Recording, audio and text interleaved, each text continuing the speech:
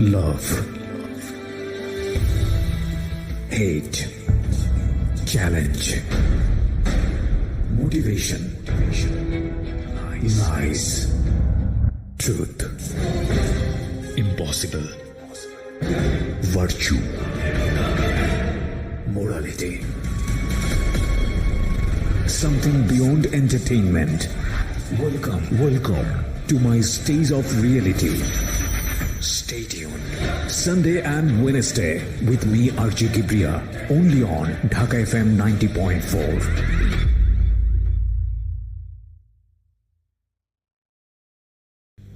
আসসালামু আলাইকুম, সবাইকে শুভেচ্ছা জানাচ্ছি ঢাকা এফএম এর অরিজিনাল ইউটিউব চ্যানেল থেকে www.youtube.com/dfm904। আপনারা সিক্রেটস এর আরেকটি এপিসোড শুনতে যাচ্ছেন। তবে শোনার আগে সবার প্রতি আমাদের বিশেষ অনুরোধ, আমাদের চ্যানেলকে সাবস্ক্রাইব করুন। সাবস্ক্রাইব বাটনটি এখানেই রয়েছে, ছোট্ট একটা ক্লিক করুন, পাশে একটা বেল বাটন আছে, প্লিজ অন করে নেবেন। সবাইকে আরজে কিবরিয়ার পক্ষ থেকে শুভেচ্ছা। এই অনুষ্ঠানটি শ্রোতাদের জীবন গল্প ভিত্তিক অনুষ্ঠান। এই অনুষ্ঠানের শ্রোতারা স্বেচ্ছায় নিজেদের জীবনের গল্প বলেন। শ্রোতারা যা এখানে বলেন তা সরজমিনে ইনভেস্টিগেটেড নয়, সুতরাং সেদিক থেকে বিশ্বাস অবিশ্বাস একান্তই আপনার নিজের। সম্পূর্ণ বিনোদনমূলক এই অনুষ্ঠানটি আমাদের ব্যক্তি জীবনে কখনো কখনো শিক্ষণীয় ভূমিকা রাখে। এই অনুষ্ঠানে যারা আসেন স্বেচ্ছায় অংশগ্রহণ করেন। এই অনুষ্ঠানে কনফেস করবার পরে কিংবা জীবন গল্প বলবার পরে তার ব্যক্তি ও সামাজিক জীবনে কোনো বিরূপ প্রভাব পড়লে সেটার জন্য রেডিও কর্তৃপক্ষ দায়ী নয়। প্রতিটি অপরাধ এবং ভুল দাঁড়িয়ে থাকে গোপন কিছু ঘটনার উপর। আমরা সেই গোপনকে আনতে চাই সবার সামনে, যে গোপন আপনাকে অপরাধ কিংবা ভুলের মূল কারণ দেখিয়ে দেবে। আপনি হয়তো নতুন করে ভাবতে শিখবেন কিভাবে অপরাধ থেকে দূরে থাকা যায়। আমরা অপরাধীকে দোষী বলার আগে কেন সে দোষ করেছে সেটা দেখাই, যাতে আপনি আর সেই ভুল না করেন। আমরা অপরাধকে নিরুৎসাহিত করতে অপরাধ কিংবা কোনো ভুলের নির্মম পরিণতি দেখাই, যাতে আপনাকে আমরা সেই জায়গায় না দেখি। আমরা বিশ্বাস করি প্রতিটি মানুষই সম্ভাবনাময়। কাউকে তার ভুল বা অপরাধের শাস্তি দেবার আগে আমরা তার ভুলের পেছনের গোপন সত্য সবার সামনে বলার সৎ সাহসকে সম্মান জানাই, যাতে আপনি সেই ভুল থেকে বাঁচতে পারেন।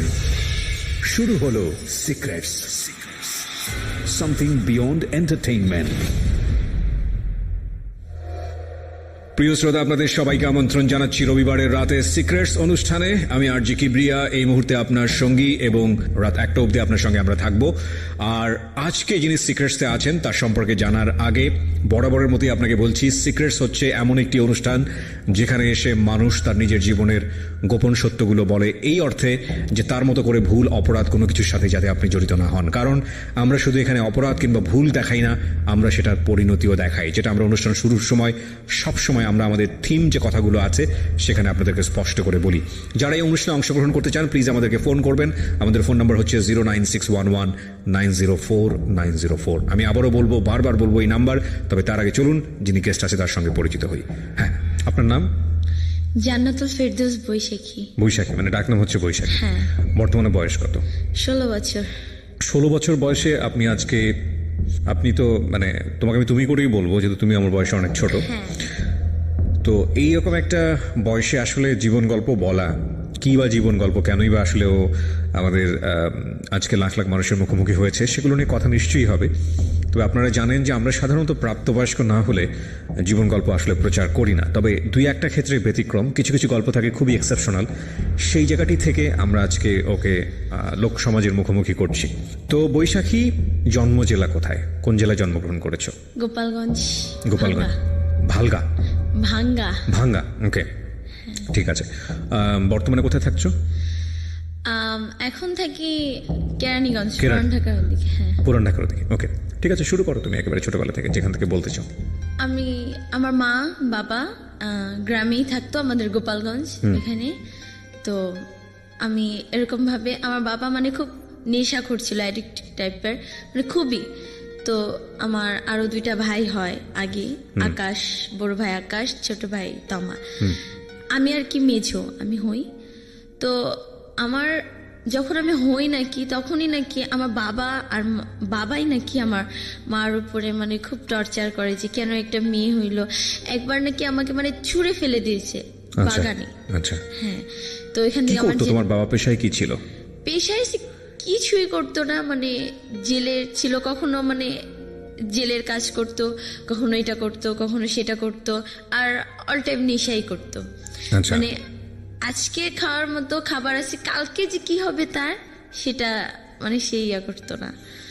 তো যখন আমার বয়স আস্তে আস্তে বাড়লো, 1.5 মাস হলো, তো আমার আবার আমার মারা হচ্ছে 4 বোন, আমার মা হচ্ছে সবার ছোট, আর আমার খালা হচ্ছে 3 নাম্বার আর কি। তো আমার খালার বিয়ে হয়েছে, তার বেবি কনসেপ্ট হচ্ছিল না, অনেক বছর হয়ে গেছে বিয়ের, তো এইভাবে একটা চাপ ছিল। তো হওয়ার পরে সে গ্রামে যায়, শুনে আমার কাহিনী যে নেক্সট আমার কি হবে, আমার ফিউচারের কথা চিন্তা করে সে আমাকে নিয়ে আসে। 1.5 মাস বছর বয়সে নিয়ে এসে নিজের মেয়ের মতোই লালন পালন করে। আর আমার আম্মু মানে আমার আম্মুর যে আছে না যে কখনো আমার প্রতি যে একটা মায়া তৈরি হবে যে না ও আমার মেয়ে, ওর একটু এক্সট্রা কেয়ার করতে হবে বা ওর একটু খোঁজ খবর নেই, এরকম কখনোই হয় নাই। ঢাকা শহরে যাই, আমার খালা ঢাকায় গুলশান 2 থাকে, তো ওইখানে আমি লালন পালন হই। তো আমার মার আবার একটা ছেলে হয়, তো সেই ছেলেটা এখন আমার বাবা কোথায় ধরতে গেলে এখনো বাইচা আছে কি মারা আছে আমি যাই না, কারো খবরই তেমন একটা যাই না, শুধু মার খবর জানি। তো মার আর কি বিয়ে হয়ে যায়। ছোটবেলায় আমার খালা খালু যে মা বাবা, তাকেই আমি মা বাবা বলে চিনতাম, তো আমাকে খুব আদর করতো। মানে আমি কিছু একটা মুখে বলার আগে, আমি খুব শৌখিন, কিন্তু মুখে বলার আগেই মানে আমাকে সেটা এনে দেওয়ার জন্য সবসময় ট্রাই করতো। বিয়ে হয়েছে কি একটা লোক বিডিআর বলে, যে আর্মি বিডিআর রিটায়ার্ড হয়েছে, তার আগে একটা ওয়াইফ আছে, একটা ছেলে আছে অনেক বড় ডিপ্লোমা ইঞ্জিনিয়ার কমপ্লিট করছে, আমার মাকে আর কি বিয়ে করছে যে কোনো কারণে। তো ওই ঘরে এখন একটা মেয়ে আছে, নাম সাদিয়া, 10-11 বছর বয়স। গ্রামের বাড়িতে যখন বেড়াতে গেলাম, তো যাওয়ার পর ওখানে আমাকে অনেকেই আমার খালাকে মানে বলতো আমাকে যে এখনো ওকে রাখছো বা এখনো ওকে পালতেছো, তোমার এখনো বাচ্চা হয় নাই। তো আমি এগুলা জাস্ট কেয়ার করতাম না, মানে বুঝতামই না কেয়ার কি, বুঝতামই না যে কি। তো আমাকেও জিজ্ঞেস করতো যে তুমি কি ওনাকে এখনো মা বলতেছো বা এখনো মা বলে ডাকো? তা আমি বলছি ডাকবো না, কাকে ডাকবো, আপনাকে? ওনাকে না মা বলে ডাকলে? তো বলছে আচ্ছা ঠিক আছে। তো এরকম আসতো, আমাকে এসে দেখে যেত। আচ্ছা, মানে আপনার খালাকে আপনি মা বলে ডাকতেন? হ্যাঁ, মা বলে ডাকতাম, বিকজ আপনি ওখানেই বড় হয়েছেন, তো ওনাকে মা হিসেবে জেনেছেন। জি, তারপর? তো তারপর এভাবে আস্তে আস্তে আস্তে আস্তে মা যে খালা, সে মানে সে অনেক মডার্ন ছিল, তো সে আমাকে পালছে খুব শৌখিন ভাবে, অনেক আদর আল্লাহ দিয়ে। তো ফার্স্টে ভর্তি হয়েছি বাড়িদারা শিশু মঞ্চ কেজি অ্যান্ড হাই স্কুলে, ওইখানে ভর্তি হলাম, ওখানে পড়াশোনা। তারপরে পাশে যে Kalachandpur high school and college, ওটা এখন সরকারি হয়ে গেছে, তো ওইখানে 10 পর্যন্ত আর কি পড়া। তো এরকম আমি যখন ক্লাস 5-এ পড়ি, আমি ক্লাস 5-এ আমাদের কালাচাঁদপুর স্কুলে ভর্তি হই। তো ওই স্কুলে ভর্তি হই, তো তখন আমি শুনতে আমরা আবার দেশে গেছি, গ্রামের বাড়িতে বেড়াতে গিয়েছিলাম, তো ওইখান থেকে আসার পর শুনি যে সে বেবি কনসেপ্ট করছে। ওকে, তো এখান থেকে আর কি শুরু গল্পটা, এখান থেকে। আচ্ছা, বেবি কনসেপ্ট করেছে মানে হচ্ছে আপনার খালা বেবি কনসেপ্ট করেছে। বয়স কত তখন আপনার? আমার তখন 10 বছর, 5-এ পড়ি। 5-এ পড়ো তুমি ওই সময়? তখন আমি 5-এ আর কি উঠবো, মানে উঠে গেছি আর কি। ওকে, তো আমি তো খুব, আমাকে মানে একসাথে শুতে দেবে না, আমার রুম সবসময় আলাদাই ছিল, তারপর আমি আমার সাথেই শুইতাম, মানে খালার সঙ্গে। খালা, হ্যাঁ ওই তো খালা, তার সাথে শুতাম। তো আমার শুয়া কি অতটা খারাপ ছিল না, ঘুমানোটা আবার অতটা ভালোও ছিল না। তো সে ভয় পাচ্ছিল যে আমার এত বছর পরে একটা বাচ্চা হবে, যদি কোনো একটা ওর মাধ্যমে। ও আচ্ছা আচ্ছা, মানে কনসেপ্ট করার পরে তোমাকে আলাদা একটা রুমে দিয়ে দিয়েছে, তুমি ওখানে ঘুমাও। আচ্ছা, মানে সবকিছু আমার আলাদা হয়ে যাচ্ছিল আস্তে আস্তে। তো এরকম তো আমি খুব কান্নাকাটি, মা আমি তোমাকে ছাড়া শুবো না, মা আমি তোমাকে ছাড়া ঘুমাবো না, কিছুতেই না কিছুতেই না। তো আমিও তো যাবো না, আর সেও আমাকে যাওয়াই ছাড়বে, যে তোকে যাইতেই হবে, তখন তুমি থেকে তুই, তোকে যাইতেই হবে। তা সেরকম তো আমি যাবো না, খুব কান্নাকাটি করতেছি, যে আমার খালু বাবা সে আমাকে এতটা মারলো, লাইফের ফার্স্ট অনেক মোটা একটা লাঠি দিয়ে মারার পরে আমাকে আলাদা রুমে রাখলো। আমি এমনি পাই ভয়, ভয় পাওয়ার বলে কি আমি খুব কান্নাকাটি করলাম, সারা রাত আমি চিল্লাইছি, মা তুমি কেন আমাকে ছেড়ে দিলে বলো, আমি তোমার বুকে শুভ মা, মানে অনেক কথা বলছি। পাশে তখন টিন সেট বাসা ছিল, তো পাশের রুম থেকে আর কি শোনা যায়। তো একটা মহিলা বলতেছে যে সারা রাত মেয়েটা এভাবে ঘুমায় নাই, সে তার মতো সে ঘুমায় গেছে, চিল্লাইছে মেয়েটা আর এভাবে কান্নাকাটি করছে মার কাছে যাওয়ার জন্য। তো যাই হোক এক পর্যায়ে সকাল হলো, তো এরকম মানে খুব অ্যাওয়ার্ড যে বাচ্চা হ্যান ত্যান। তো যখন বাচ্চাটা আমার মা আসলো আবার মাঝখানে, যে এখন তো সে প্রেগনেন্ট, কাজ টাজ করতে হবে, মানে আপন মা? হ্যাঁ, আমার যে আপন মা নাম সেলিনা। তো সে আসলো, আসার পর কাজ, ওই যে তার মেয়ে হয়েছে ওই ঘরে, মেয়েকে নিয়ে আসলো, আসার পর কাজ টাজ করতো। তো তখন আমাকে আমার মা একদিন ডাকে বলতেছে, জানো আমি তোমার কি হই? হ্যাঁ তুমি তো আমার খালামণি হও, তুমি আমার ভালো খালামণি, ছোট খালামণি আমার। না আমি তোমার মা হই। মা হও? কেন মা হবো, আমার তো মা আসছে। বলছে না আমি তোমার মা হই। তা বলছি কেন তুমি, মানে আমি মানে তর্ক করতেছি, খুব জিতছিলাম, কেন না তুমি আমার মা হও না, কেন বলতেছো এগুলো, আমি জানি তো হ্যান ত্যান। সে আবার আমার রুমে শুইতো, তো আমি তাকে শুইতে দিতাম না। আসলে কি হ্যাঁ, ওনারা গ্রামের থেকে আসছে আর আমি ঢাকা শহরে থাকি, আমি কেন শুইতে দিব আমার সাথে? হ্যাঁ, আর আমার খালা কি মানে আমার যে মা, আপন মা, সে আবার কি মানে একটু নোংরা টাইপের, মানে গ্রামের তো মানে অত কিছু বুঝতো না, এত কিছু বুঝতো না। 2 রুমের নেওয়ার জন্য আর কি আমরা ফার্স্টে টিন সেট ওনাটা মোটামুটি ভালো একটা। তো যাই হোক আস্তে আস্তে হ্যাঁ তুমি আমার সাথে ঘুমানোর জন্য, আমার থেকে একটু পটায় চকলেট বা এটা নেওয়ার জন্য, মানে আমার তখন ধারণা এটা ছোট তো, এগুলোর জন্য মনে হয় তুমি এরকম আমাকে ভাও দিচ্ছ, এক কথায় ভাও দিচ্ছ। বলছে না আমি তোমার মাই হই। তো আমার নানু এখন নাই, মারা গেছে, আমার নানু বলছে কি পুরাটা খুলে বললো যে ওর আর কোনো সিচুয়েশন ছিল না, তোমাকে দিয়ে দিচ্ছে, তুমি 1.5 মাস তোমার মার কাছে ছিলা, শুধু 1.5 মাস ছিলা, আজ হয়তো তোমার মার কাছে থাকতে, এরকম তোমার 2টা ভাই আছে। তো আমি না ফার্স্টে কিছুটা বিশ্বাস করছি, কারণ আমার মা, আমার যে খালা, সে তাকে, আমার আবার একটা খালা তো ভাই আমার সাথে ছিল, পারভেজ নাম, তো সে খালা বলে ডাক দিছে। তো আমি ফাজলামি করে ডাক দিছি কি হ্যাঁ খালা, হ্যাঁ দাও ভাত দাও। সে বলে হ্যাঁ তোমার তো খালাই। হ্যাঁ মা কি বলো, খালা কেন? না না ওই কিছু না। তো এরকম তখন একটা আসলো যে সত্যি মনে হয়। আস্তে আস্তে আমার মা আমাকে বলতে লাগলো, মা এটা ছিল, তুই যে পড়াশোনা করে অনেক বড় হ্যাঁ মানুষে আমার কাছে আসবি।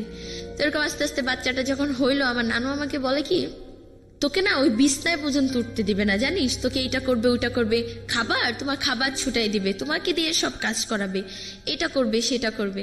তো আমার মনে হলো না, আচ্ছা তাই, ঠিক আছে, এরকম কেন হবে, মাই তো বাবাই তো, এরকম কেন করবে।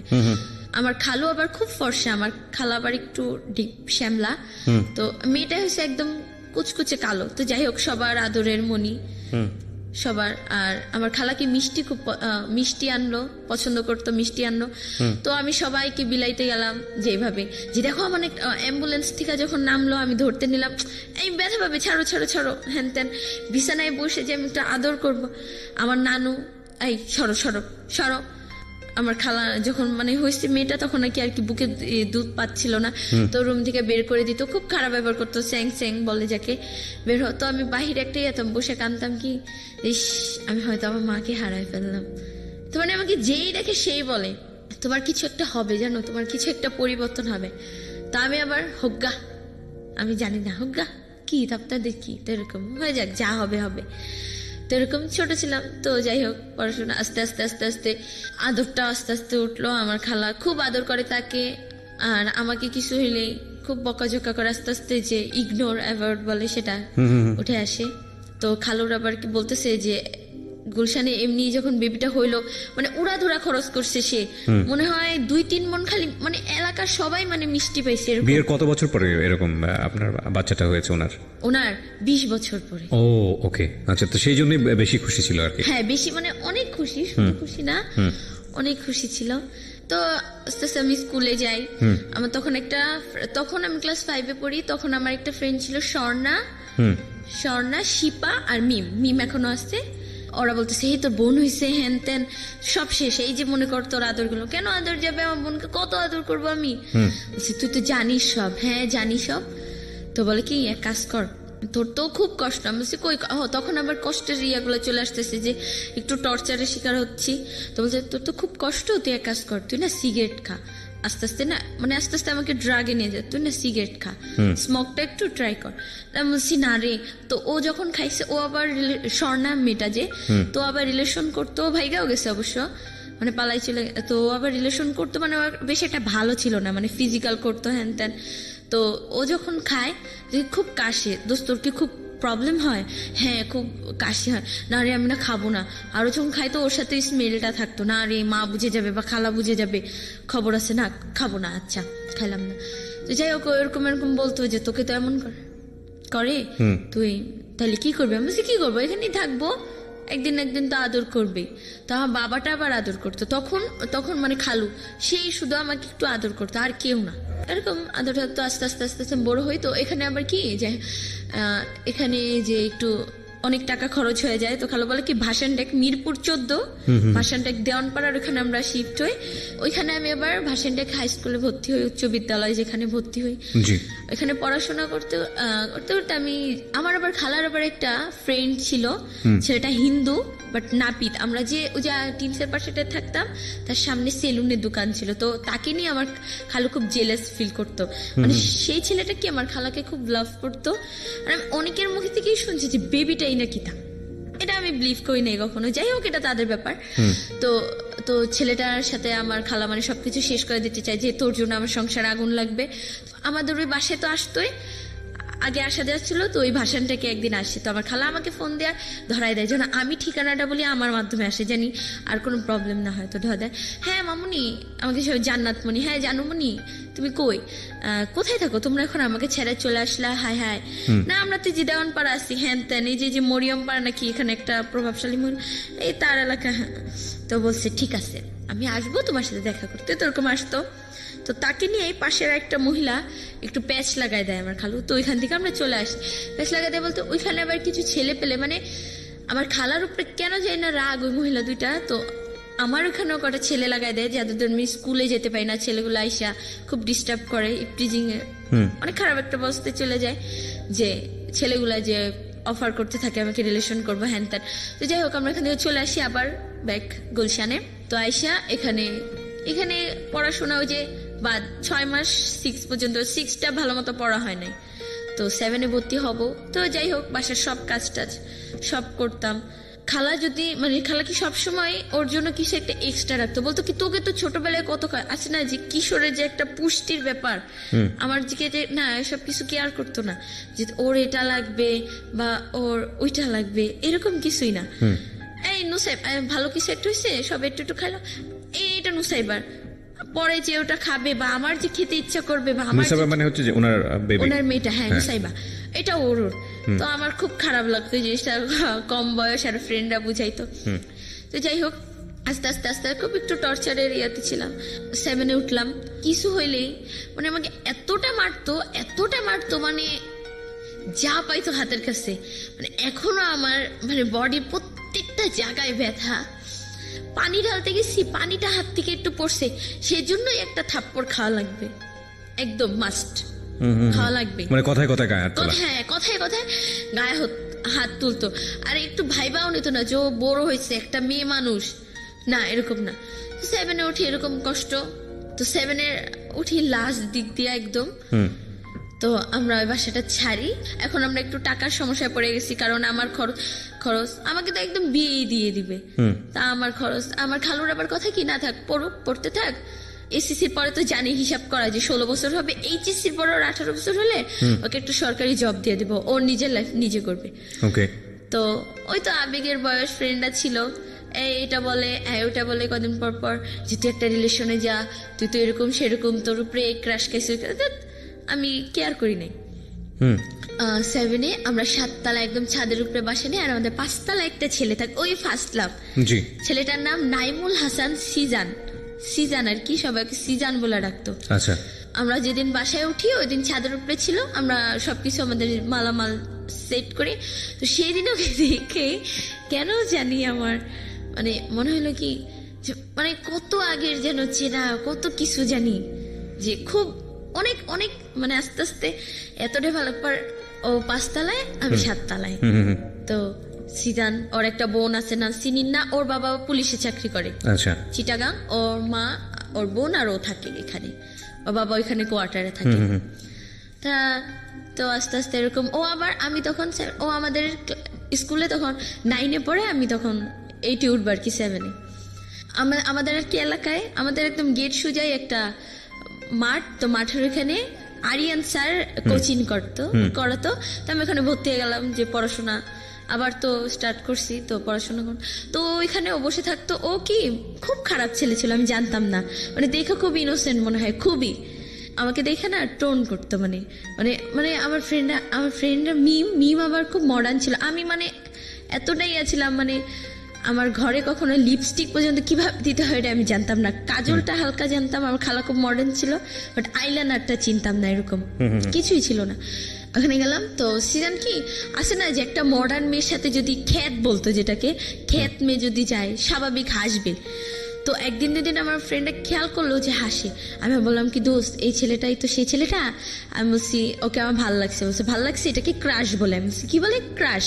আমি বলছি আচ্ছা এটাই ক্রাশ? বলছে হ্যাঁ এটাই ক্রাশ। তো হাসে, তা বলে কি এই যে দেখছিস তোকে দেখে ও হাসে, ও তোকে লাইক করে, দেখ ও তোকে, কিন্তু ওকে দেখে হাসে যে ওর সাথে আমাকে ওকে দেখে হাসে, ও না তোকে দেখে হাসে রে, তোকে পছন্দ করছে, তো তোর ফার্স্ট লাভ এবার সাকসেস হবে। তো যাইতাম, তো 6টা থেকে 9টা পর্যন্ত হইতো রাত কোচিংটা। তো ওইখানে বসে থাকতো, তো আবার 8টার সময় চলে যেত। তো প্রতিদিন একটা এক্সকিউজ দিতাম, স্যার আমার পেট ব্যথা, এটা ওইটা, আমি দেখা যাবো, দেখে বের হবো, দেখে ঢুকবো, দেখে বের হবো, তো এরকম। তো এরকম কোচিংয়ে তো স্টাডি করতেই থাকলাম। তো স্কুলে যেতাম, তো ও আর কি আস্তে আস্তে বুঝলো কিভাবে, ও ছাদে যাইতো, ছাদে ওর মেয়েদের সাথে কথা বলতো ফোনে, ওর গার্লফ্রেন্ড মানে জিসান মেয়েদের সঙ্গে কথা বলতো। জিসান না সিজান, হ্যাঁ সিজান মেয়েদের সাথে অনেক কথা বলতো। আমার দিকে মানে মুগ্ধ হয়ে তাকায় থাকতাম। একটা ছেলে কিন্তু বুঝে যে একটা মেয়ে তাকে ফলো করতেছে, ও যেদিক দিয়ে। তখন আপনি ক্লাস 6-এ পড়েন? 7 ক্লাস 7-এ, ওকে। আমাদের ক্লাস হচ্ছে কালীচাঁদপুর স্কুল, তো এখানে মেয়েদের হচ্ছে 7টা থেকে ক্লাস 12টা পর্যন্ত, আর ছেলেদের 12টা থেকে 5টা পর্যন্ত। তো আমি আবার আরেকটা কোচিং করতাম ওই স্কুলের স্যারের এখানে। যাই হোক, তো আমি 6টা থেকে 6টা আর কি বাসা থেকে বের হতাম, তো 7টায় ক্লাস, তো 12টা এসে। তো আমি কি করতাম, আমাদের কি 12টার 10 মিনিট আগে একটু মেয়েদের ছেড়ে দিত, কারণ ছেলেরা ওইখানে মানে ক্লাসে প্রত্যেক ক্লাসে মানে ব্যাগ টেক রাখতো, তো 10 মিনিট আগে ছেড়ে দিত। তো আমি না 10 মিনিট পরে বের হতাম, মানে ঘোরাফেরা করতাম স্কুলে, যে ওকে একবার দেখবো। আর মিমকেও সাথে রাখতাম, দোস্ত তুই থাক, আমার হাত পা কাঁপে যদি কিছু একটা বলে। ও আবার খুব রাগী সিজান। আচ্ছা। আর মিম বলছে কি আরে হয়েই তো গেল তোর কানেকশন, তুই এত ভয় পাস কেন? ও আচ্ছা ঠিক আছে। তো তো আবার বলতেছি কি আমি আবার স্কার্ফ বানতাম, এই তুই না হিজাব বানবি না কেন? না তুই চুলে এখন একটু স্টাইল দিবি। তো ঠিক আছে দিব। তো কিভাবে চুল বানবো? প্রতিদিন আমি কি করতাম, আমার আবার একই বাসায় থাকতাম, তো মিম আর আমি মিম আবার আমাদের বাসায়। তো হ্যাঁ কিভাবে প্রতিদিন স্কুল ড্রেসটা পরে বাস চিরুনি আর বেঞ্চ নিয়ে আমি ওর কাছে যেতাম, আমাকে একটু স্টাইলিশ ভাবে বানিয়ে দিত। হ্যাঁ, আর এখন মুখে একটু পাউডার দিয়ে দিত, যে না বাবা এখন আর আগের মতো খ্যাত থাকলে চলবে না, এখন তোমাকে একটু মডার্ন হইতে হবে। তো ঠিক আছে। তো ও ছাদে যায়, তো আমি তাকাই থাকি, হ্যান করি ত্যান করি। তো আস্তে আস্তে না ছেলেটা বুঝতে পারলো, হ্যাঁ বুঝতে পারে না, আরো হাসে। এখন আমাকে দিয়ে মানে একটু কথা বলে, যে এই মেয়ে, আর ওর ফ্রেন্ডরা আমাকে দেখলেই, নাইম আর সোহান 2টা ফ্রেন্ড ওর, বলে কি এই সিজান, মানে আমি ঢুকবো স্কুলে দেখা হইলো বা কোচিংয়ে যাচ্ছে, আমাকে দেখে ওই সিজান মানে ডাকতেছে, কিন্তু আমাকে রেডিকেটেড করে। বাট ওকে, আমি যখন দেখাতাম এই সিজান, মানে হ্যাঁ দোস্ত ভালো সোসাই, মানে ওর দিকে ইয়া করতে, কি হলো ব্যাপারটা, আমাকে টিচ করতেছে না। তো এরকম আমি 8-এ উঠলাম, 7 থেকে 8-এ উঠলাম। তো ওঠার পরে 10-এ না 9-এ উঠলে তো খেয়াল নাই। তো ওই যে 1 বছর তো শেষ করে দিলাম, প্রেমে বলতেই পারলাম না কখনো। তো মিমকে বলি কি মিম দোস্ত ওকে তো একটু বলা উচিত, বলবি ও তো মাঠে থাকে, হ্যাঁ থাকে, তোর তো ফোন নাই। ফোন তখন আবার খালো আবার স্মার্টফোন একটা কিনছে। তো বলে কি তোর কি এফবি আইডি আছে? আমি বলি এফবি কি? আবার এফবি কি? ওই কি বলে কি ফোন, মানে ওটা একটা সোশ্যাল নেটওয়ার্ক, ওইটা আবার কি? বলে কি ফেসবুক। ফেসবুক, হ্যাঁ ফেসবুকের নাম শুনছি। তো এফবি কি? আরে বাবা ওইটা সংক্ষিপ্ত রূপ। আমি বলছি ও আচ্ছা।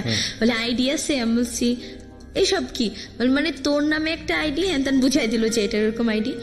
তো বলছি না। তো আমার খালার ছোট ফোনটা আবার চালান যেত বাটন, তো এখানে জান্নাত মনি দিয়ে জাস্ট একটা আইডি খুলে দিল, ওকে রিকোয়েস্ট পাঠাইলাম, ওর আইডি নাইমুল হাসান সিজান, তো পাঠাইলাম, ও অ্যাকসেপ্ট করে নাই, ও কারণ এখানে কোনো পিক ছিল না বা তাই ফেক আইডি মনে করে অ্যাকসেপ্ট করে। তো এরকম বলবো আর বলা হয় না। ওই আমি আবার মাঝখান দিয়ে শুনতে পারলাম যে সিজান নাকি এতটাই খারাপ একটা ছেলে ছিল, মানে আমি সিজানের পাগলের মতো ভালোবাসতাম, পাগলের মতো। মানে ও আমার আবার একটা কোচিং হলো 4টা থেকে 6টা পর্যন্ত, ও কখন নামবে আমি ওরকম দাঁড়ায় থাকতাম সিঁড়িতে, একাধারে দাঁড়ায় থাকতাম, ওর সাথে দেখা করব, ওর সাথে একটু কথা বলবো, শুধু একটু কথা বলবো ওর সাথে, ব্যাস এরকম। তো একদিন ও আমাকে মাঠে সবার সামনে, মানে আর ও সিজান ছেলেটা কি খুব গালাগালি করতো, মানে খুব আমার মাকে নিয়ে বাবাকে নিয়ে মানে খুব বিশ্রী ভাষায় গালাগালি করতো। তো তুমি জানলে কিভাবে তোমাকে গালাগালি করতো তোমার মা? আমি পাশ দিয়ে দাঁড়ায় আছি, ও পাশ দিয়ে যাবে আর গালাগালি করতে করতে মনে হয় কি আমার কানে শুনে যাবে আমাকে বলতে আবার যাচ্ছি। কেমন লাগে ওরে, ও কোনোদিন ওদের বাসে কি আয়না নাই, ওকে কোনোদিন আয়না দেখে নাই। তো তোমাকে গালিগালাজ করছে কেন? মানে তোমাকেও পছন্দ করে না? পছন্দ করে না, বাট তুমি ওকে পছন্দ করতে খুবই। আচ্ছা আচ্ছা, ও বাই দ্য ওয়ে প্রিয় শ্রোতা, ও খুব অল্প বয়সী, ওর মতো করে গল্প বলছে, আপনারা বুঝতেই পারছেন। ঠিক আছে, হ্যাঁ বলো তারপর। তো যখন ওর কথা মনে পড়ে সারা রাত কান্না করি, দিনে তো ওই যে কাজ টাজ করি, সারা রাত একটু রেস্টের দরকার, সারা রাত কান্না করি, ওর জন্য দোয়া করি আল্লাহ ও জানি আমাকে একটু ইয়ে করে, মানে ও জানি আমার সাথে একটু ভালো ব্যবহার করে। আরে ভালোবাসলে কি পাইতে হবে?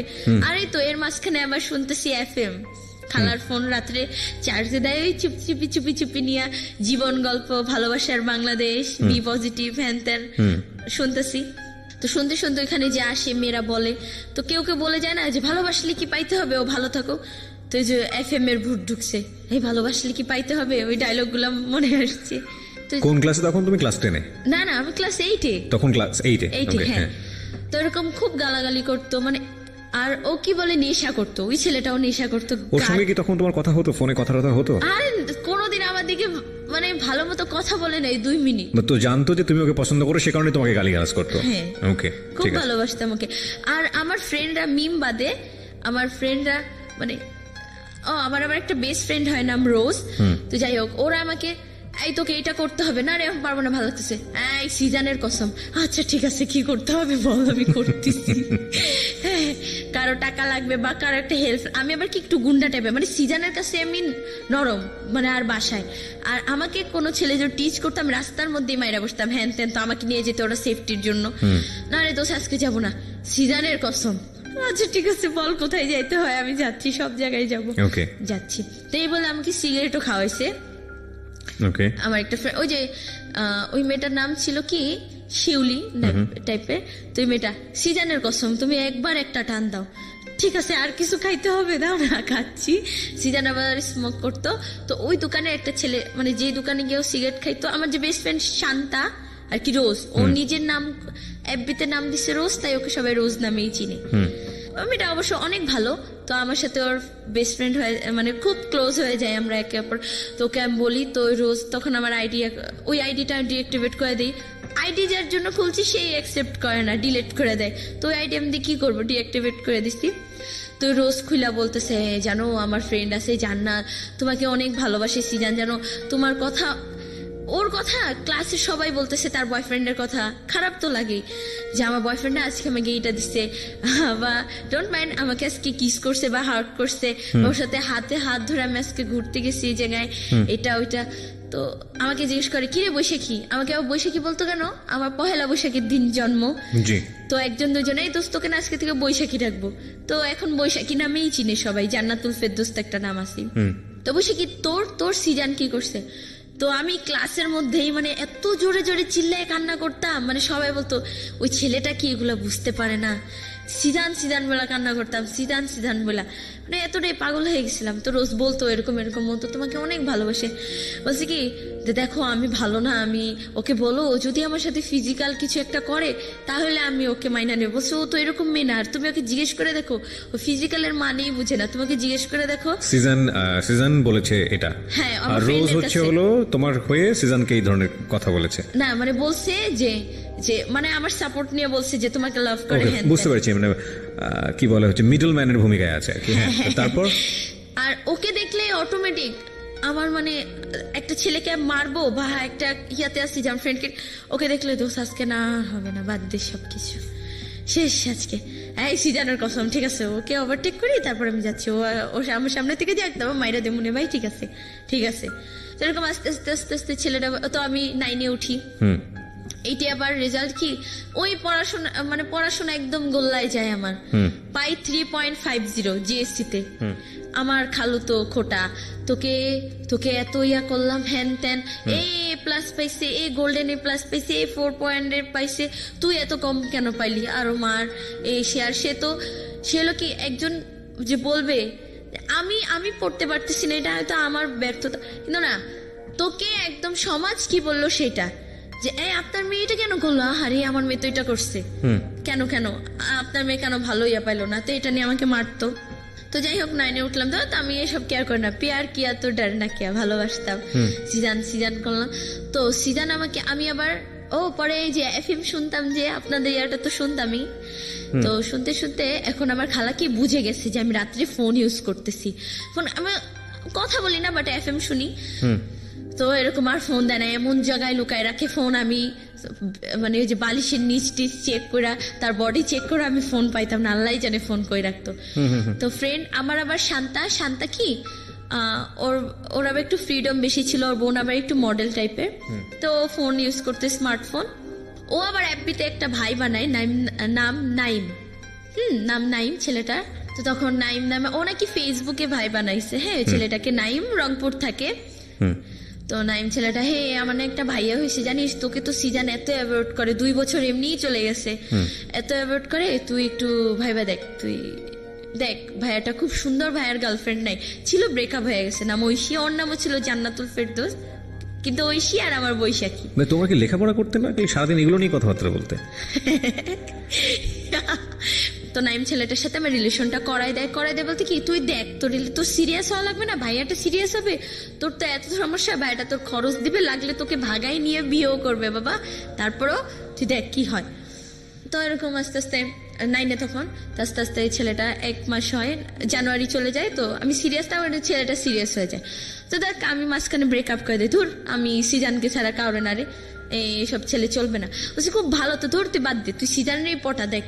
আমি কি নাইমের কাছে যাবো, আমি পানি খেতে গেল, ওই পানির গ্লাসেও আমি সিজানকে দেখি, হ্যাঁ আরো 2 বছরের একটা মায়া পড়ে গেছে, আমাকে ছাড়তে পারবো না, তুই পারলে যা ছাড়গা, বা তুই নাইমকে ধরগা, হ্যাঁ আমার ভাই লাগে, চুপ, দুজনের তো এরকম ঝগড়া। শান্তার বাড়িও হচ্ছে আমাদের গোপালগঞ্জ ওদিকেই। তো যাই হোক দেশীয় আরো ফ্রেন্ডশিপ। তো এখন ফোন দিচ্ছে না, এখন নাইমও বলতেছে না, আচ্ছা বল কি, আচ্ছা ঠিক আছে তোর এফবি চ্যানেল লাগবে না, বল তুই স্মার্ট হবি না। তো শান্তা আবার আমার বলে কি, ওর বোন আবার বাইরে, মানে ওদের ফ্যামিলি অবস্থা অনেক ভালো, অনেক মা বোন সবাই বড় লোক খুবই। তো ফাউন্ডেশন বের করে, এটা দোষ, এটার নাম কি ফাউন্ডেশন, আচ্ছা এটার নাম কি আইলাইনার, ও আচ্ছা লিপস্টিক, আমি লিপস্টিক বলতাম না, লিপস্টিক বলতাম, তো লাইক তো বুঝলো না এটা লিপস্টিক হবে, এটা ব্লাশন, এটা শেড, এগুলো দিয়ে কি করে, যে এগুলো দিয়ে এরকম সাজে, তুই সাজে যাবি সিজানের সামনে, দেখবি ও তোকে, ও ডিসিশন চেঞ্জ করে ফেলবে, 2 বছরে যেটা না হয়েছে এই বছরে সেটা হবে, একদিন একটু সাজাই দে না, সাজাই দিল, মানে মাশাল্লাহ, মানে সেদিন আমাকে এত সুন্দর লাগতেছে, মানে যে কখনো সাজি নাই। আয়নার সামনে গিয়ে আমি বলতেছি কি, হ্যাঁ জান্নাত, হ্যাঁ এখন তুমি পারফেক্ট জন্য, এখন তুমি পারফেক্ট, হ্যাঁ। আর সিজান সাজে আবার বলতেছি, হ্যাঁ জান্নাত তুমি তো জলপুরি ছিল, আমি তো বুঝতে পারি নাই তুমি এত সুন্দর, হ্যাঁ তো ঠিক আছে আমি সব বর্ণামি বাদ যাও, আজকে থেকে শুধু জান্নাতি, হ্যাঁ। ভীষণ ফের বলে কি দোষ, যদি এটা না হয়, বলছে এটা না হলে নাই, তুই আর আসবি না, বা ওকে তুই ভুলে যাবি, না পারবো না রে। এরপরে ঠিক আছে, যদি সিজান তোকে পছন্দ না করে, তুই যদি ওর নাম নেস, তাহলে আমি তোকে গুলি করব বা ওকে গুলি করবো। আমি সে দোষ দাঁড়াও, গুলিটা তুমি আমাকে মারবা, ওকে গুলি মারবা আর তোকে জুতা দিয়ে পিটাবো। আর ক্লাসে আর এখন থেকে তো এরকম এত স্মার্ট হয়ে গেছি, মানে চুল আমার খুব বড় আর খুব কোকড়া ছিল, তো আস্তে আস্তে চুলের যত্ন নিচ্ছি। হ্যাঁ, মানে এটা করছি, ফেসিয়াল করব, এটা করব, এই দুধ দিয়ে, দুধের সর দিয়ে, লেবুর রস দিয়ে, আটা চিনি এটা দিয়ে মুখে মাখি। আমার কালার তো কি রে, ওর কি হলো? হ্যাঁ, চুলের কালার কিনে আনছি, চুলের কালার করছি, চুলে সেই একটা হাইফাই অবস্থা। তো আস্তে আস্তে সিজান একটু ভাবলো কি রে, ওর কি হলো, বাতাস টাতাস লাগছে নাকি সবের। তো ক্লাসে যাই, ওরকম কান্না করি, সিজান সিজান, আর দেখি কি আমি মাথা নিচু করে সিজান সিজান করে কান্না করতেছি, উঠে দেখি কি সবার হাতে জুতা, নাহলে সবার হাতে স্কেল। তো কি আজকে মেরেই ফেলবো, তুই কেন সিজানের নাম বলিস, ওকে তোকে ভুলতেই হবে। ভুলতে তো পারতেছি না, দূর মিয়া তোরা ভুল গা যা। তো ক্লাস 9-এ 13ই ফেব্রুয়ারিতে আমি ফোন কিনি। ফোন কিনি কি, ওইখানে আবার তো কমিশনার জাকির হোসেন বাবুল, সে আমাকে ভাগ্নি বানায়, তাই জান্নাত তুই আজকে থেকে আমার ভাগ্নি। আর মাধুর্যন আমার একটা ফ্রেন্ড ছিল, তো মাধুর্য, শান্তা, ওই যে রোজ, আর আমি বসে কি এই 3জন ক্লোজ ফ্রেন্ড হয়ে গেলাম। যেখানে যাই 3জন, ওয়াশরুমে গেলেও 3জন, সব জায়গায় 3জন। ক্লাসে একজন বই না আনলেও 3জন যারাই যেতাম, আর 2জনের বই হয়তো অন্য কাউকে দিয়ে দিতাম বা লুকানো থাকতো, এরকম এত ক্লোজ ছিলাম। তা আমিও টাকা নিলাম, মামা ফোন কিনবো, 8-9 হাজার টাকা নিলাম, সুন্দর একটা স্যামসাং ফোন কিনলাম। যা, আজকে থেকে আমারও একটা এফবি আইডি হবে পার্সোনাল, আমিও এফএম শুনবো, হ্যাঁ মন দিয়ে শুনবো। তো যাই হোক, ফোন এফবি আইডি খুললাম। ওই যে বললাম না যে মাঝখানে আগে বলছিলাম যে সিজান যে দোকান থেকে সিগারেট খাইতো, সেই যে দোকান থেকে ও সিগারেট খাইতো, তো ওইখানে একটা ছেলেকে আমি থ্রেড দিলাম, মানে খুব মারলাম, রাস্তাতে দোকান থেকে বের করে না, তুই কেন ওর কাছে সিগারেট বেচিস। হ্যাঁ আপু, আজব তো, আমি হলাম দোকানদার মানুষ, আমি বেচবো বা এই করবো, আমার থেকে কিনতে আসে কেন কেন।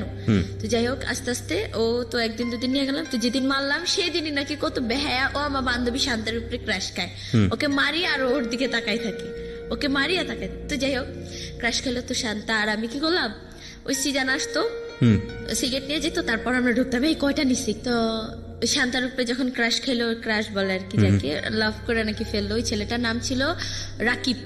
শান্তার উপরে ক্রাশ খাওয়ার পরে তো আমাকে পটাইতে হবে, শান্তা পর্যন্ত যাওয়ার আগে আগে বৈশাখীর কাছে আসতে হবে। হ্যাঁ, আপনি না আজকে থেকে আমার বড় বোন, মারছেন, বড় বোন তো শাসন করবে ভুল হইলে, ঠিক আছে আপু, আপনি আজকে থেকে আমার বড় বোন, আমি সিজান ভাইয়াকে একটু ম্যানেজ করে দেবো, জানি আপনার লাইনটা মানে হয়ে যায়, সেটেল হয়ে যায়। তো ঠিক আছে। তো ছেলেটা তার 13ই ফেব্রুয়ারি, হ্যাঁ না ওইটা হয়েছিল 8 না 9 ফেব্রুয়ারি। তো 13ই ফেব্রুয়ারি ফোনটা কিনে নিয়ে আসতেছি, তো ওই ছেলেটা আমাকে একটা শপিং গিফট দিল। আপু এটা না আপনার গিফট। কি এটা কি আছে দেখি, অনেক সুন্দর একটা ড্রেস, গ্রাউন্ড টাইপের যে শর্ট গ্রাউন্ড গুলো, ওইটা একটা গিফট করলো আমাকে। তারপরে দিল, তো আপনি এটা কালকে 14ই ফেব্রুয়ারি এটা পরে আপনি ঘুরবেন। ওকে, ঘুরবো, প্রবলেম নাই, আপনি যা বলেন তাই। ও মা আরো কিটক্যাট দেয়, চকলেট দেয় শান্তাকে পটাইতে। যাই হোক, শান্তা পাত্তা দেয় না, দোকানদার ছেলে, শান্তার নজর হলো খুব ভাই, ও আবার রিলেশন করতো অনেকগুলা, ও এরকম একটা ছেলেকে ভালো। যাই হোক, তো এভাবে আস্তে আস্তে পরে 14ই ফেব্রুয়ারিতে গেলাম, হ্যাঁ মাধুর্যর বাসায় গেলাম আমরা, সারাদিন অনেক মজা। বাবুল কমিশনার মা বাবা তার আগের দিন 5,000 টাকা দেয়, তো ওই 5,000 টাকা খালাকে নিয়ে দেয়। তো সে খুব খুশি, আমাকে একা একা ছেড়ে দিচ্ছে, আমি হাতে জিলে দিয়ে ঘুরে আসি। তো ফ্রেন্ডরা 3 ফ্রেন্ড মিলে ঘুরি, 2জনে মানে 3জনে ঘুরি। তো এখন দেখি, এখন স্টাইল করি না, হ্যাঁ ওরা আবার একটু শর্ট, বাট মাধুর্য মেয়েটা খুব সুন্দর, বাট ওরা শর্ট, আমি একটু লং ছিলাম। তো আমার 2-3টা ওখানে স্থানীয় ছেলে মানে ক্রাশ খেয়ে গেলো। তো হ্যাঁ আপু ফোন নাম্বার দেন, না দিয়ে ছাড়বই না। ও ফোন কিনছি আবার, এই ফোন কি তোমার বাবা কিনে দিছে, কেন নাম্বার দিব, সিম কার্ড হ্যান ত্যান, না আপু দেন। আমরা যাই হোক সারাদিন ঘুরলাম, বের হয়েছি সকাল 9টায়, আসছি রাতের 8টায়। খালা তো কিচ্ছু বলবে না, টাকা দিছি, আগের দিন টাকা দিচ্ছি না, কিছু বলে নাই, খালি একটু বলছে তোর যদি কিছু হয়ে যেত বল। আর ফোনটাও তো মানে লুকিচুপি চালাই, যে কেউ জানে না।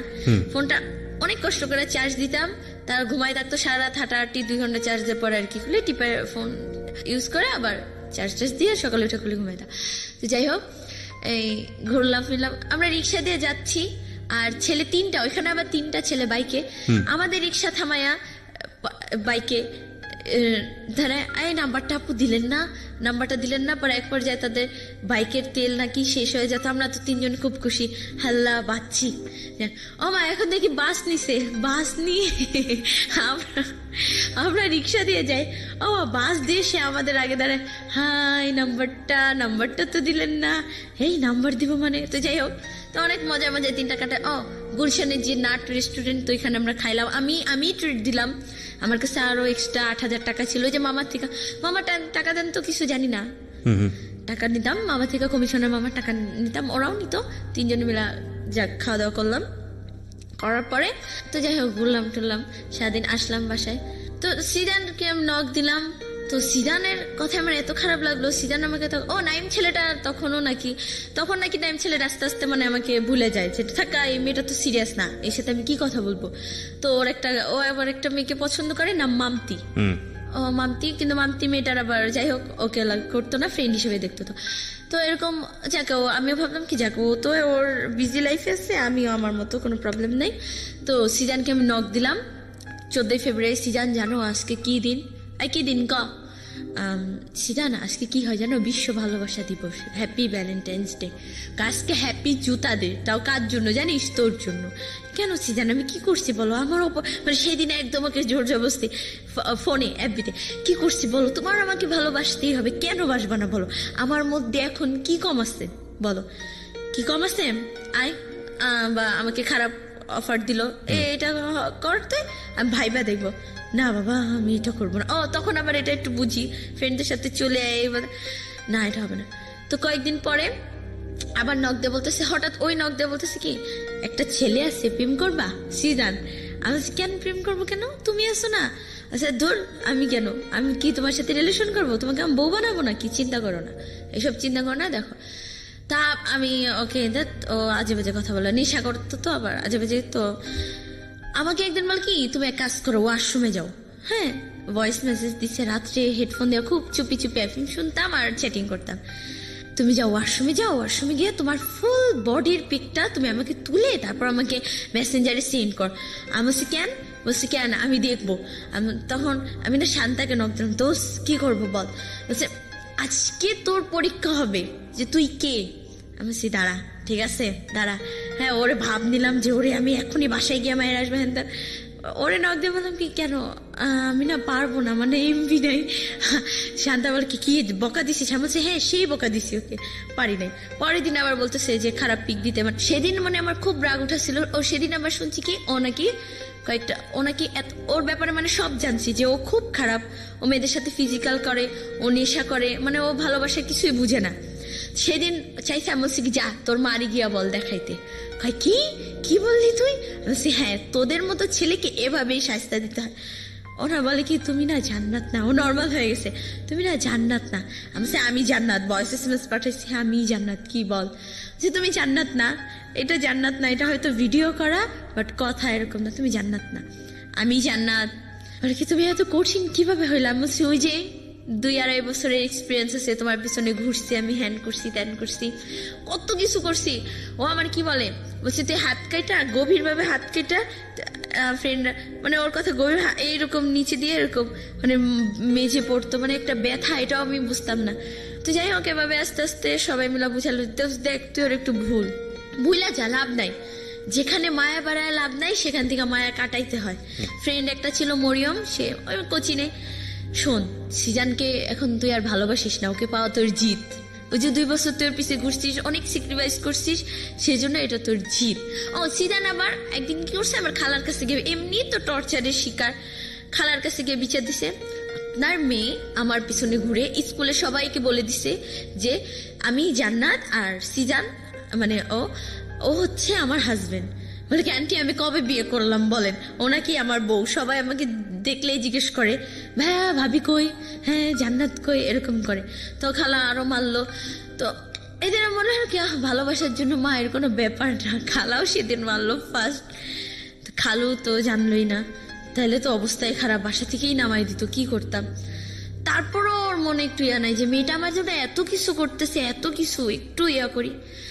তো আস্তে আস্তে ভোলামুজি এখন একটু অ্যাপবি চালাই, ছেলেরা নক দেয়, একটু হাই ফাই ভাবে একটু অ্যাঞ্জেল জান্নাতমণি আইডি খুললাম যে। তো ওটা আমার ফার্স্ট রাইটিং, এঞ্জেল জান্নাতমণি। আচ্ছা, এই অ্যাঞ্জেল জান্নাতমণি নামটা কেন দিলা? তোমার নাম তো অন্য নাম। আমার নাম তো জান্নাতুল ফেরদৌস। হ্যাঁ, তো তুমি অ্যাঞ্জেল কেন লাগালে নামের আগে? ওই যে এঞ্জেল নামটা কেন লাগাইছি কি, যে আইডি খোলার আগে মানে আমার ভালো লাগলো যে এঞ্জেল দিব, জান্নাত থাকবে আর মণি। আমাকে তো অনেকে জানুমণি, ওই যে আগে যে জানুমণি, জান্নাতমণি ফ্যামিলি থেকে যে ডাকতো।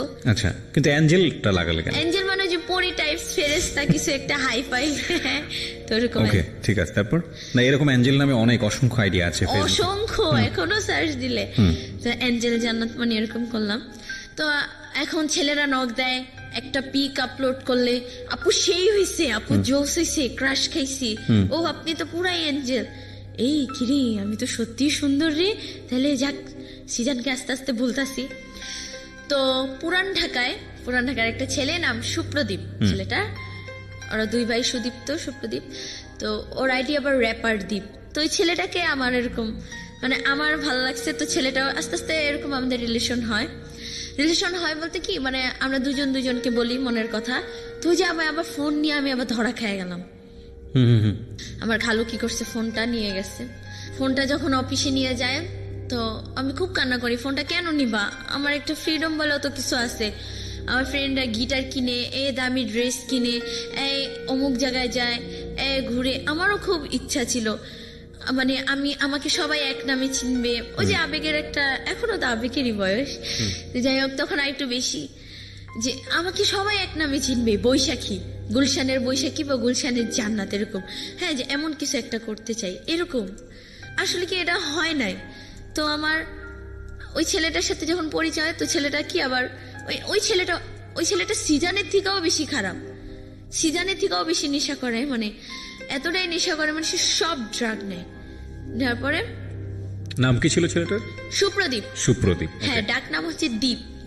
ও মাঝখানে আবার আমার নাইমের সাথে কন্ট্রাক্ট হয়। নাইম আবার কি করছে, জেলাস ফিল হইতেই পারে, রিলেশন হোক আর না হোক। আমি আবার মাঝখানে সিরিয়াস হয়েছিলাম, দ্বীপের সাথে রিলেশন আগে নাইমের সাথে সিরিয়াস হয়েছিলাম। নাইম ওর বাইক ছিল, ও বাইকে ও গলা ধরে একটা মেয়েটাও ভালো না নাকি, ওই মেয়েটার 2টা বিয়ে হয়েছে, হ্যান ত্যান একটা বাচ্চা আছে, মানে ক্যারেক্টারও প্রবলেম আছে। আর মেয়েটা ইয়াবা খায়, মানে ড্রাগ নেয়, অ্যাডিক্টেড মারাত্মক ভাবে। ওই মেয়েটার সাথে গলাগলি ধরে ও বাইকে উঠে পিক তুলছে, আপলোড দিছে ক্যাপশন দিয়ে, জান তোমাকে অনেক অনেক মিস করি। এটা কি কোনো গার্লফ্রেন্ড ইজিলি মাইনা নেয়? আমি তো ওই পিকটার জন্যই আমি আজও রাখ, ও কেন ওই পিকটা আপলোড করবে? সীমা কে হয় ওর? সীমা আপন না জান্নাত আপন? না, ও বলে আমার ফ্রেন্ড, ও আমার বোন। চুপ থাক তুই। এনতেন ওকে ব্লক মাইরা দিচ্ছি, আমি আনফ্রেন্ড করে দিচ্ছি, যা ওর সাথে কোনো কথা নেই আমার। ও একটা মেয়ের সাথেও কেন গলাগলি ধরে পিক তুললো বাইকে? তো এরকম সুপ্রদীপের সাথে রিলেশন হয়ে গেল 3-4 মাস। মানে ওই যে 3-4 মাস আবার গ্যাপ পড়লো, আমি তো তখন 9-এ গ্যাপ পড়লো।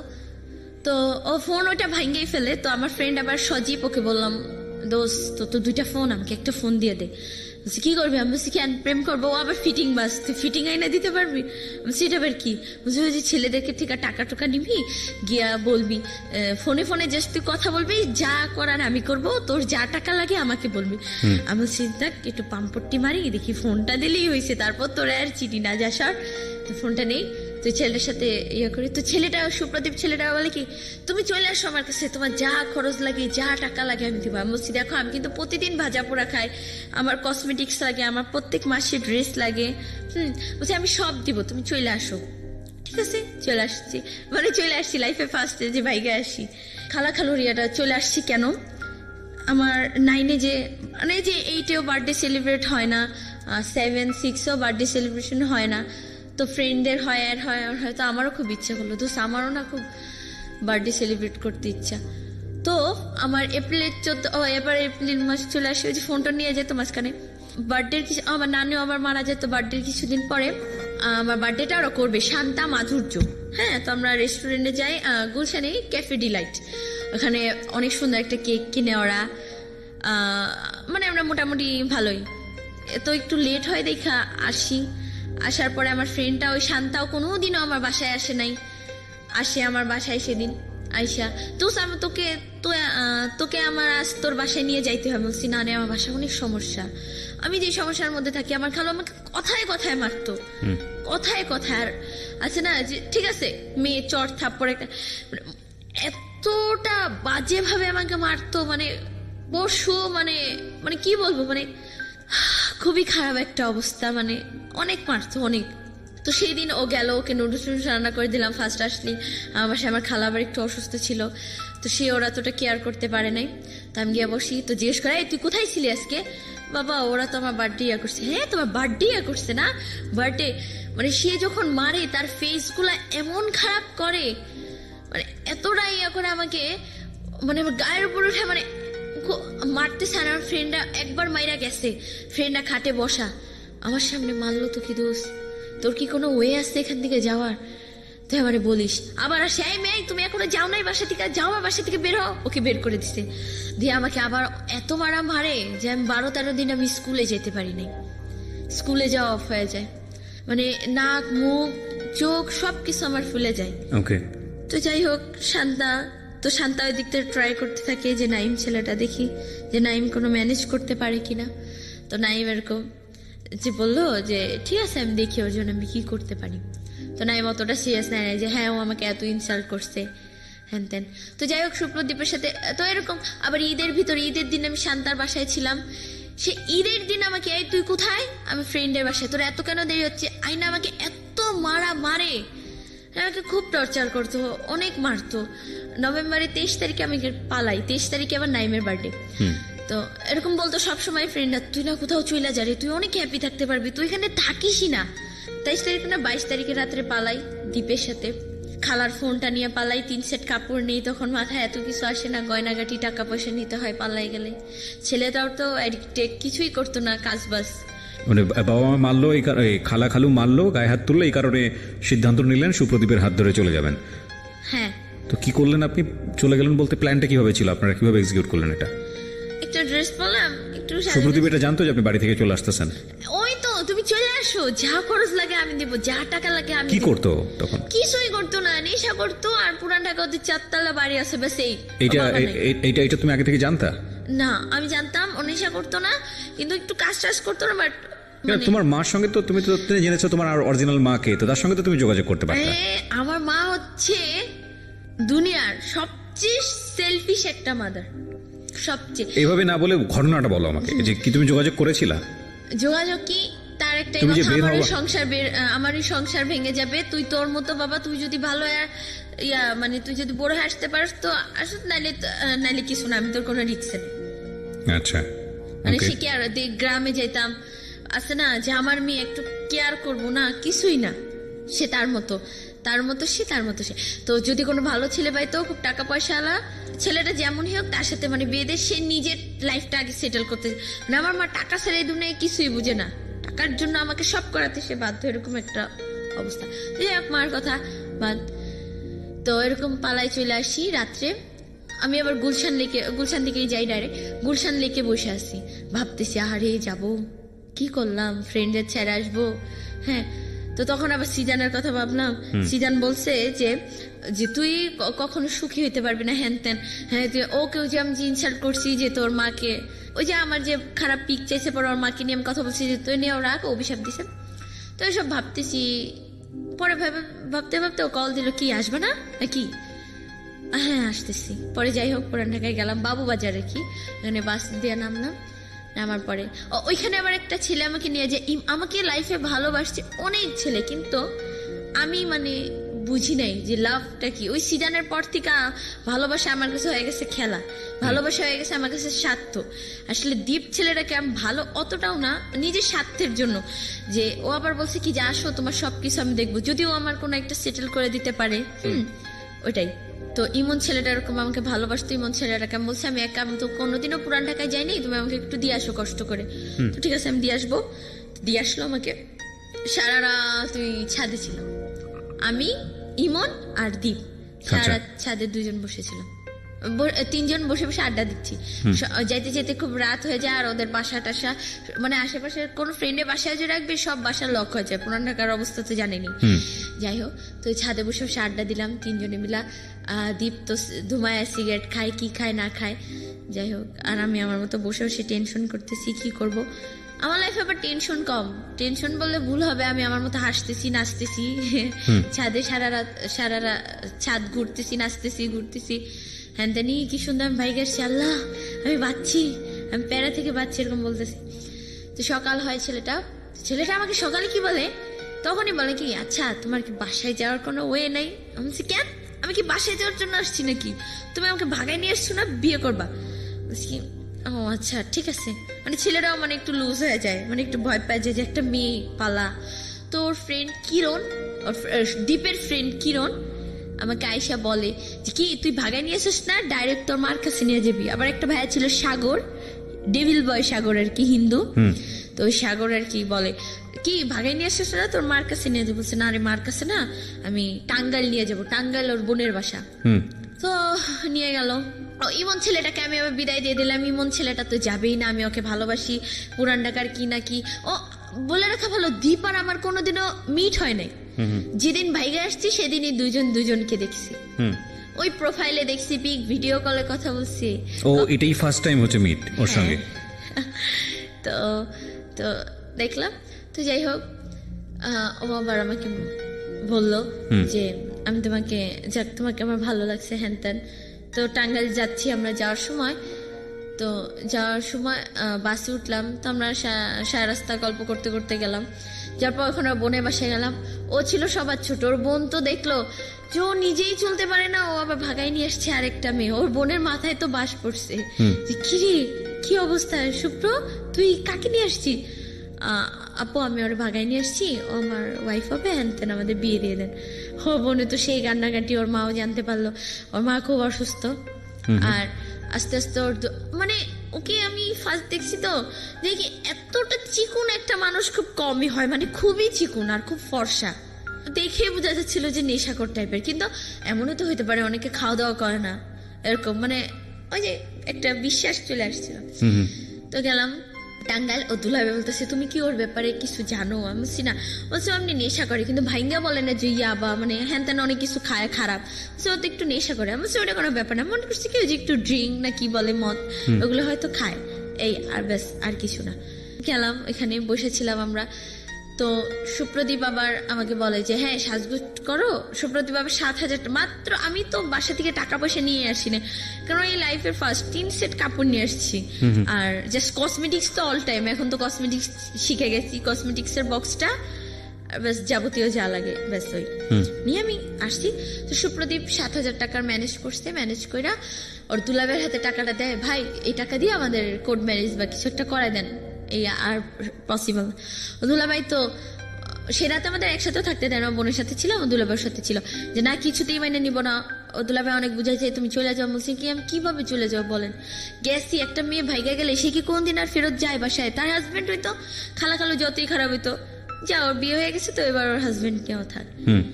যখন ছেলেটা আর কি আমাকে বলা শুরু করলো যে বিয়ে করবো হ্যান ত্যান, তুই বিয়ে করবো? আমি কি দীপ, আমি মেহেদি পরবো, আমি চুড়ি পরবো, হ্যাঁ তোমাকে সব কিনে দেবো। আমাকে একটা হলুদ কালার একটা ড্রেস ছিল, ওই ড্রেসটা পরে আমি বসেছিলাম।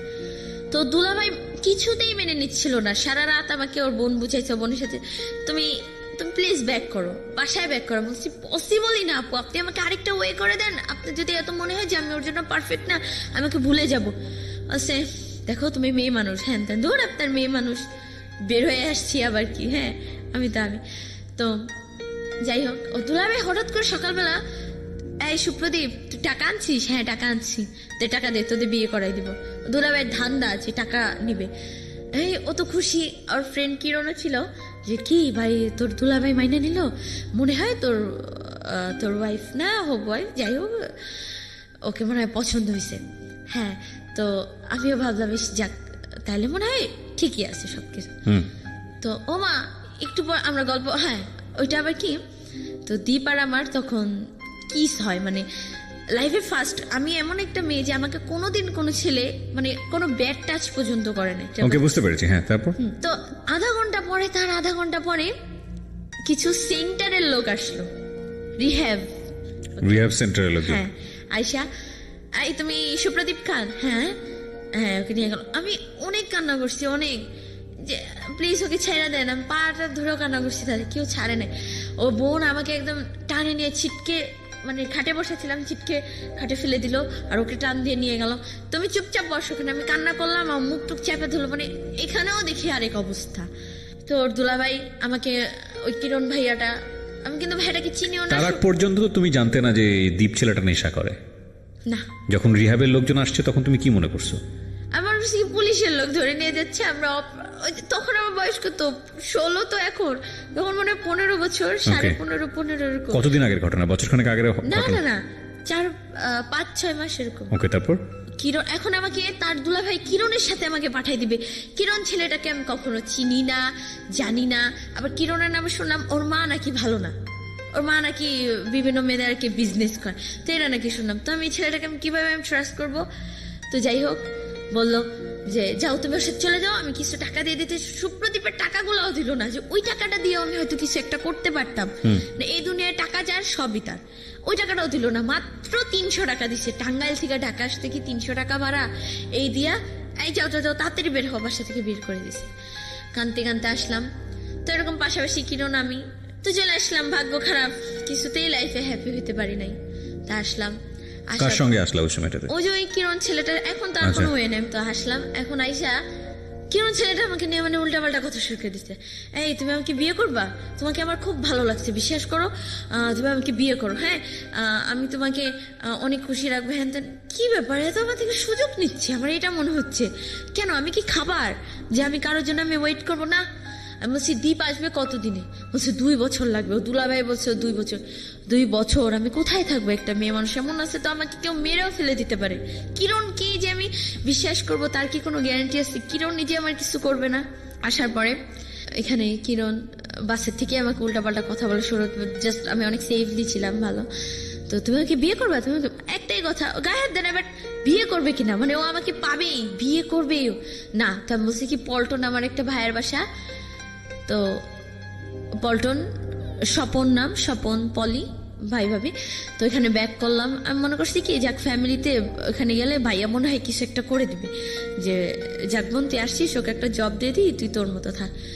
না, ভাইয়া ও ডাইরেক্ট খালা কালুকে ফোন দিল, আসলো, বাড়ি এলি ছিল তাদের আইসা, সবাই মিলে আমাকে মারলো, সবাই মিলা। সবাই আমাকে এক নামে চিনতো, আমাদের স্কুল ওইদিকে সবাই বৈশাখী। আর এখন আমাকে সবাই বাজে নামে চিনে, এই মেয়েটা তো ভাইগা ছিল, এই মেয়েটার লাইফ শেষ, এই শেষ সেই শেষ। কোনো একটা দোকানে গেলাম, তুমি না ভাইগা গেছিলা? কি বলবো, পাশে লোকজন সবাই তাকায় থাকে। যেই লোকগুলো আমাকে ছাড়া চলতো না, যে তার বোনেরাই কিন্তু অনেক প্রবলেম ফেস করছে, যে আমাকে নিয়ে গেছে, যে আমি তাদের সমস্যাটা সলভ করে দিছি, তারাই আজকে বলে আমাকে বাজে নামে ডাকে। তারাই এই মেয়েটা শেষ, মেয়েটা শেষ। তখন নাকি সিদ্ধান্ত, জানি না, তখন নাকি সিদ্ধান্ত হচ্ছে ও কি কাজটা ঠিক করলো। আমি সেই কথাটাও বলছে, হ্যাঁ বলছে। আমি যদি সিজানের কাছে যাইতে পারতাম, বলেও না তুই ভাইগা গেছিলি, তুই আবার সিজানের কাছে যাবি, ওর যেই মা। তো এরকম বাসা থেকে প্রচুর টর্চার করতেছে, উঠতে বসতে খোটা, তুই ভাইগা গেছিলি, তোর জন্য মুখ দেখাইতে পারি না, মান সম্মান সব শেষ, আমাদের সব শেষ, সব এরকম ভাবে বলতো। কেউ যদি আমাকে দেখে ভালো লেগে আসতো, তাও যদি সে শুনতো যে ভাইগা গেছি, ক্যান্সেল, রিজেক্ট করে দিতে, বিয়ে হবে না। তো এখন আমার ফ্রেন্ডরা বলতেছে যেই ছেলের জন্য তো লাইফটা শেষ হয়েছে, আসার পরে তুই সেই ছেলেটার কাছে যাবি, মানে দীপের কাছে। তো আমি 2 বছর কিভাবে ওয়েট করবো? তো শান্তাকে বললাম, তো বললো দেখি দোস্ত, তখন আমি এসএসসি পরীক্ষাটা দেই নাই, দেখি দোস্ত আমি কিছু একটা ম্যানেজ করি। তো আমি যখন বসেছিলাম, তো বাবু নামের একটা ছেলের সাথে আমার কথা হয়, সেটা হচ্ছে কিরণের ফ্রেন্ড। তো ওই ছেলেটা আবার আমাকে বলে কি, আপু আমি তোমাকে বোন বললাম, তুমি আমার কাছে আসো, আমি তোমার একটা ব্যবস্থা করে দেবো। তো নাই মামা থেকে কানা মামা অনেক ভালো, চিনি না জানি না, একেও আমি কোনোদিন দেখি নাই, তার বয়সই শুধু শুনছি, তার কিছুই জানি না। তো যাই হোক গেলাম, যাওয়ার পরে ওই ছেলেটা আমাকে দেখে মানে ফিদা হয়ে গেছে, কোনোদিন মনে হয় মেয়েই দেখে নাই। আর আমি খুব মডার্ন ছিলাম, ওয়েস্টার্ন ভাবে গেলাম, দেখা আমি আজকের রাতের ভিতর তোমাকে রেজিস্ট্রি করবো। এটা পসিবল না, এটা ইম্পসিবল, আমি কিভাবে তোমাকে বিয়ে করব? না, এটা পসিবল। তো আমাকে নিয়ে গেল তার বাসায় মানে তার মামির বাসায়, তার মামির সাথে রাখলো। ওই ছেলেটা আবার বদনাম ছড়াইলো কি সব দিক দিয়ে, ও আমার বউ আমার সাথে রাতে থাকছে, হ্যান ত্যান বদনাম ছড়াই দিল। তো আমার খালা আবার ফোন দিয়ে জিজ্ঞেস করলো, খালা আবার নাম্বার ছিল, যে ও কি তোমার কাছে? বাবা বলছে হ্যাঁ, ওর সাথে তো আমি রাত্রে ঘুমাইছি, হ্যাঁ তার মানে আজে বাজে কথা শুরু করলো। তো বলছে যাক, মনে হয় তাহলে ও বিয়ে করে ফেলছে, যাক আর খবর নিব না। কিরণ আবার আমার একটা হেল্প করলো, কি বলো কি তুমি এখান থেকে বাঁচতে চাও? আমি বলছি হ্যাঁ বাঁচতে চাই। বলছে আমার একটা ভাই আছে নাম বিল্লাল, বাবুবাজার স্ট্যান্ডে কাজ করে হেল্পারে, তো তুমি ওখানে তার বাসায় চলে যাও, তার সে ওরকম ভাইকে বিয়ে করছে, একটা বেবি আছে, তার ছেলে তানভীর নাম। তো তুমি ওখানে যাও, গিয়ে দেখো যে সে তোমাকে একটা জব টব দিয়ে দিবে। তো আল্লাহ যাকেই মনে হয় স্বপ্ন, আমার স্বপ্ন বলতে ওই যে জব করবো, নিজের মতো থাকবো, ওইটাই আর কি আমার স্বপ্ন বলে। তো যাই হোক গেলাম, যাওয়ার পরে ওই ছেলেটা আমাকে বলতেছে, আপু তুমি তো আসছো আমার বোনের মতো। যাই হোক ওই বাবু ছেলেটা আবার, তুমি আমার বউকে ভাগাই নিয়ে আসছো। বউ বলতে কি তুমি, আমি যে মেয়েটার, আমি আবার আমি যখন আসছিলাম খালার গয়নাগাটি নিয়ে আসছিলাম আবার। মানে আমার তো দীপের সঙ্গে যখন পালাইছিলে তখন গয়নাগাড়িগুলো নিয়ে আসছিলে? না, তখন নিয়ে এসে এই বাবুর সাথে যখন আসছিলাম তখন গয়নাগাটি নিয়ে। দীপের পরে বাবুর সঙ্গে যখন পালিয়েছো? পালাই নাই, মানে যে হেল্পের জন্য আশ্রয় দেবে, পালানো বলে না, মানে চলে আসছিলাম একটা হেল্প। থাকবো না খালার সঙ্গে? হ্যাঁ থাকবো না। তো এটা এক ধরনের বাসা থেকে বের হয়ে যাওয়াই তো? হ্যাঁ ওই পালাই যাওয়াই বলে। ওকে, তো এটার সময় খালার বাড়ি থেকে তার সব গয়নাগাটি নিয়ে আসি। একটা বিষয় নোট করবেন প্রিয় শ্রোতা, ওর লাভ বলেন বা বয়সন্ধিকালের এক ধরনের এফেকশন বলেন, ইমোশন বলেন, সেটা ছিল মূলত সেজানের প্রতি। সেজান না কি, জিসান, সিজানের প্রতি। সেজানের থেকে টার্ন করলো হলো দ্বীপের প্রতি, সুদীপ বা সুপ্রদীপ, এই দ্বীপের প্রতি। এবং দ্বীপটা আলটিমেটলি ওর সে অর্থে লাভ ছিল না, কারণ ওর বাসার মধ্যে যত ধরনের প্রবলেম হচ্ছিল সেই প্রবলেমগুলো থেকে বের হওয়ার জন্য সামহাও ও দ্বীপকে আশ্রয় মনে করতো, এবং দ্বীপ ওকে মোটিভেট করছিল সেই জায়গাটি থেকে। এই জায়গাটা থেকে বের হয়ে আসার পরে ওর লাইফে সবচেয়ে বড় দুর্ঘটনাটা যেটা বলা হয়, সারাউন্ডিংয়ে ও কালার হয়ে গেল, যেটা হয় আমাদের সমাজে। মেয়েরা এরকম একটা কোনো কিছু করলে ওই মেয়ে সমাজে মুখ দেখাতে পারে না, ওই মেয়ের পরিবারের লোকজনরা দেখাতে পারে না, ওর ক্ষেত্রেও সেটাই হয়েছে। এবং তখন ও এসকেপ করার চেষ্টা করছিল যে বাসা থেকে যেভাবেই হোক না কেন আমাকে বের হয়ে গিয়ে একটা মানে নিঃশ্বাস নেওয়ার মতো একটা জায়গায় থেকে আমাকে একটা সুন্দর জীবনযাপন, যদি আমি একটু হলেও নিঃশ্বাস নিতে পারি। তো সেই জন্য সে আরেকটা ছেলের হাত ধরলো, এবং সেই ছেলেটা মোটেও তার লাভ ছিল কিনা আমি জানি না, তবে ছিল কি না লাভ ছিল না। এবং সেই ছেলেটার কাছে যখন সে আসলো তখন সে খালার গয়নাগাটি সাথে করে নিয়ে আসলো। কত টাকার গয়নাগাটি বা কি নিয়েছিলে তুমি? 2 লাখ টাকার গয়না হবে। ওই গয়নাটার কথা শুনেই মানে ছেলেটা আরো পাগল হয়ে গেছে। মানে বিষয়টা দাঁড়ালো এরকম যে ওর খালার বাসায় কোনো রকম তাও থাকতে পারতো, কিন্তু এই গয়না চুরির পরে সে যে থাকতে পারবে না বা তার অবস্থা যে আরো বেশি জটিল হবে এটা খুব সহজেই অনুমেয়। তো গয়না চুরি করে তুমি গেলা বাবুর কাছে, তারপর? গয়না চুরি বলতে ওই যে নিয়ে গেলাম, যে এখন তো ওই ভাইটা বলছে আমাকে একটা আশ্রয় দেবে, হয়তো ওই গয়নাগাটি বিক্রি করে হয়তো কয়েকদিন নিজেকে চালাইলাম, তারপর যখন জব হয়ে যাবে বা কিছু একটা হবে, মানে আমার ধারণা ছিল ওরকম যে হবে, যে নিজেকে চালাইতে পারবো। তো ওই ছেলেটাই আরো চোরের উপরে বাটপারি আর কি বলে, ওই ছেলেটাই আর কি চাচ্ছে যে ফিটিং দেওয়া হলে আমার গয়নাগুলো নিয়ে যাবে। মানে এখন ছেলেটার টার্গেট আগে ছিলাম আমি, আমাকে তো পাই নাই, এখন মানে গয়নাগুলোর উপরে টার্গেট, গয়নাগুলোর জন্য আর কি আমি পিছে ছাড়তেছে না। এখন এই গয়না দেখেই আমাকে বিল্লাল বউ আর কি নাকি আশ্রয় দিছে, এটা আমি জানছি। তো দেয়, এখন তাদের লোক, আমার খালার 2টা বালা ছিল, চেন, মোটামুটি অনেক কিছুই ছিল, 2 লাখ টাকার গয়না। তো এসবের প্রতি সবার মোটামুটি নজর পড়ে যায়, কিরণের নজর পড়ে যায়। কিরণ তখন আবার বলে কি, কিরণ তখন আবার ওর ভাইকে ওভারটেক করে আবার সে আগের মতো, আমি তোমাকে বিয়ে করব, দেখো আমি তোমাকে এখন একদম রেলি বিয়ে করবো। আমি বলছি তাহলে তখন রেলি বিয়ে করতে চাও নাই? ও তখন চাই সিএম দিয়ে, আর এখন যাচ্ছি মন থেকে। আমি বলছি তখনও যখন চাও না এখনো চাও না, এটা পসিবল না। তো যাই হোক, এখন তো ওই ভাইটাও বলতেছে এখন বোন তুমি কি করবা, ওই ছেলেটা তো সবে তোমাকে ডিস্টার্ব করতেছে, তাদের গ্রামের বাড়ি হচ্ছে বিক্রমপুর, চলো আমি তোমাকে বিক্রমপুর নিয়ে যাই, তুমি আমার ওখানে আমার বোন আছে তার সাথে তুমি কয়েকদিন থাকো। আমার এখানে নিয়ে যায়, তার এক মামা তো ভাই আবার আমাকে পছন্দ করে, এখন ভাবতেছে এই যে এই গয়নাগুলা নিতে পারবে সে, আবার ওই মামা তো ভাইও মানে আমাকে বিয়ে করার বদলে তাকে অনেক কিছু আর কি দিতে চাইছে। তো সেই লোভে সে তার কাছে বিয়ে দিয়ে দিবে। ছেলেটা দেখতো অতটা ভালো কি, আমি ছেলেটাকে চিনিও না, সে আমার সম্বন্ধে জানে। আমি বলতেছি কি সে জানবে আমার ব্যাপারে, কি সব আমি গোপন রাখবো, কিচ্ছু জানবে না। এটা কি কখনো হয় সবকিছু গোপন রেখে? আমি বলছি না, এটা সম্ভব না। যদি জানে, আমি যদিও ছেলেটাকে আমি বিয়ে করি, আমার সংসার একদম ডেফিনেটলি ভেঙে যাবে। বলছি না, ভাঙবে না। তো যাই হোক, আমি অনেক জোর জবরদস্তি এখান থেকে আসি। আসার পরে সে বলতেছে বোন আমার ঘরে চাল নাই বাজার নাই, মানে টাকা। আমি আবার একটা গয়নাও আমাকে দিয়ে জোর জবরদস্তি বিক্রি করাইছে। ওকে, তো কি করবো, ওই টাকা দিচ্ছি, তাদের ফ্যামিলিতে মানে সংসার চালাতে হেল্প করতেছে আমি। এই টাকা তার বোনের বাড়িতে নিয়ে গেছিল, সেখানে যত টাকা খরচ করছে একটা সুতা পর্যন্ত দাঁড় খেয়ে নেয়, আমার ওই টাকাই সব। এখানে আসছে ওই টাকা, এই অন্য ফুচকা খাইতে মন চায়, এটা যাই হোক থাক, সব টাকা আমার উপরে দিয়ে যাচ্ছে। তো যাই হোক, এরকম বাবু ছেলেরাও প্রেশার দিচ্ছে। পরে আমাকে এখন বলতেছে কি যে আমার টাকাটা শেষ, এখন আমাকে গয়না তো আমি আর বিক্রি করবো না, একটা বিক্রি করে ফেলছি বলে, অনেক বলে আর বিক্রি করবো না।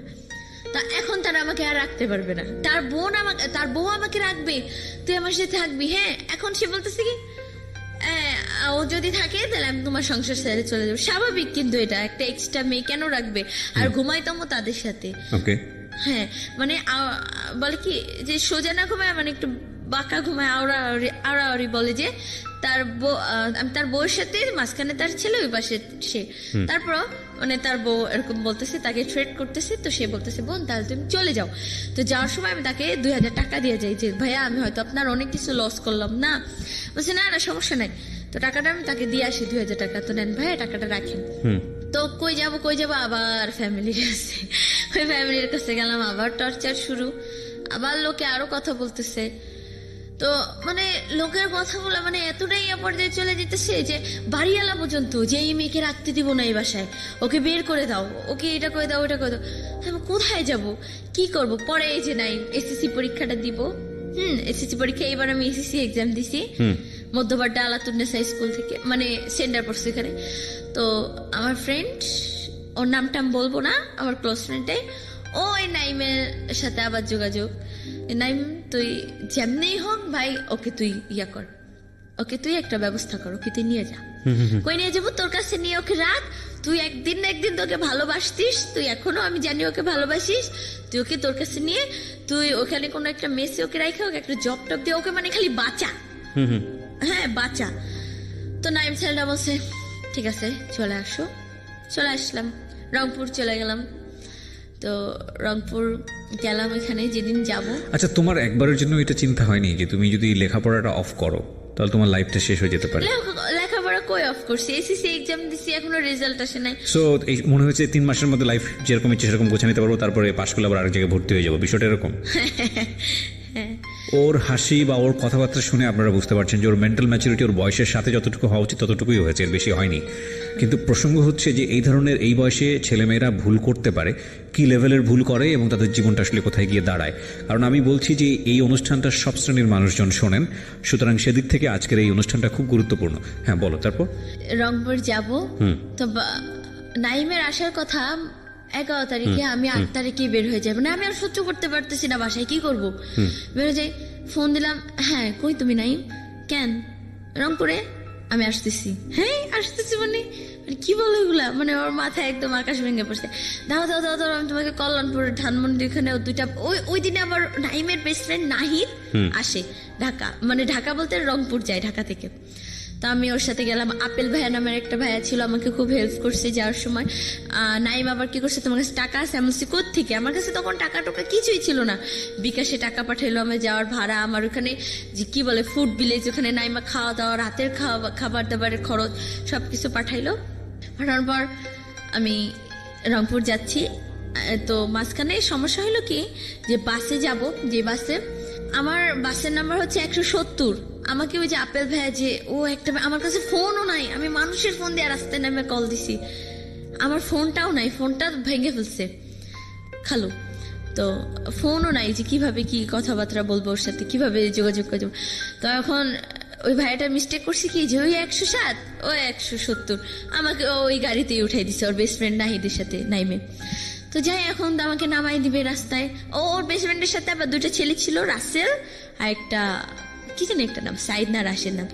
তো এরকম যাই, এখন তো আমাকে নামাই দিবে, আপনার বাস তো এটা না, আপনার টিকিট ক্যান্সেল করে দেবো। এখন পরে ওই নাহিদ ভাইয়াটা কি করছে আমার জন্য, বলে কি সারা মানে রাস্তায় নামছে নাইমা, আরো 2জন ভাইয়া তো খেপছে, এই রংপুর চলো আমরা কি তুমি জানো আমার ভ্যান দেন।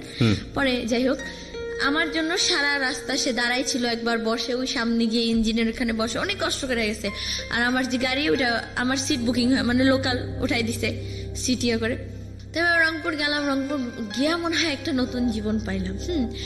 ও আরেকটা কথা বলা ভালো, নাইমের সাথেও আমার কোনোদিনও দেখা হয় না। ফেসবুকে চ্যাটিং, ফোনে কথা, আর ভিডিও কলে একদিন। সুপ্রদীপকে তো অল টাইম মানে প্রায় ভিডিও কল দিতাম, নাইমকে একদিন আমার ভিডিও কল। রংপুরে তুমি গেলা কার ভরসায়, কিসের জন্য যাচ্ছ?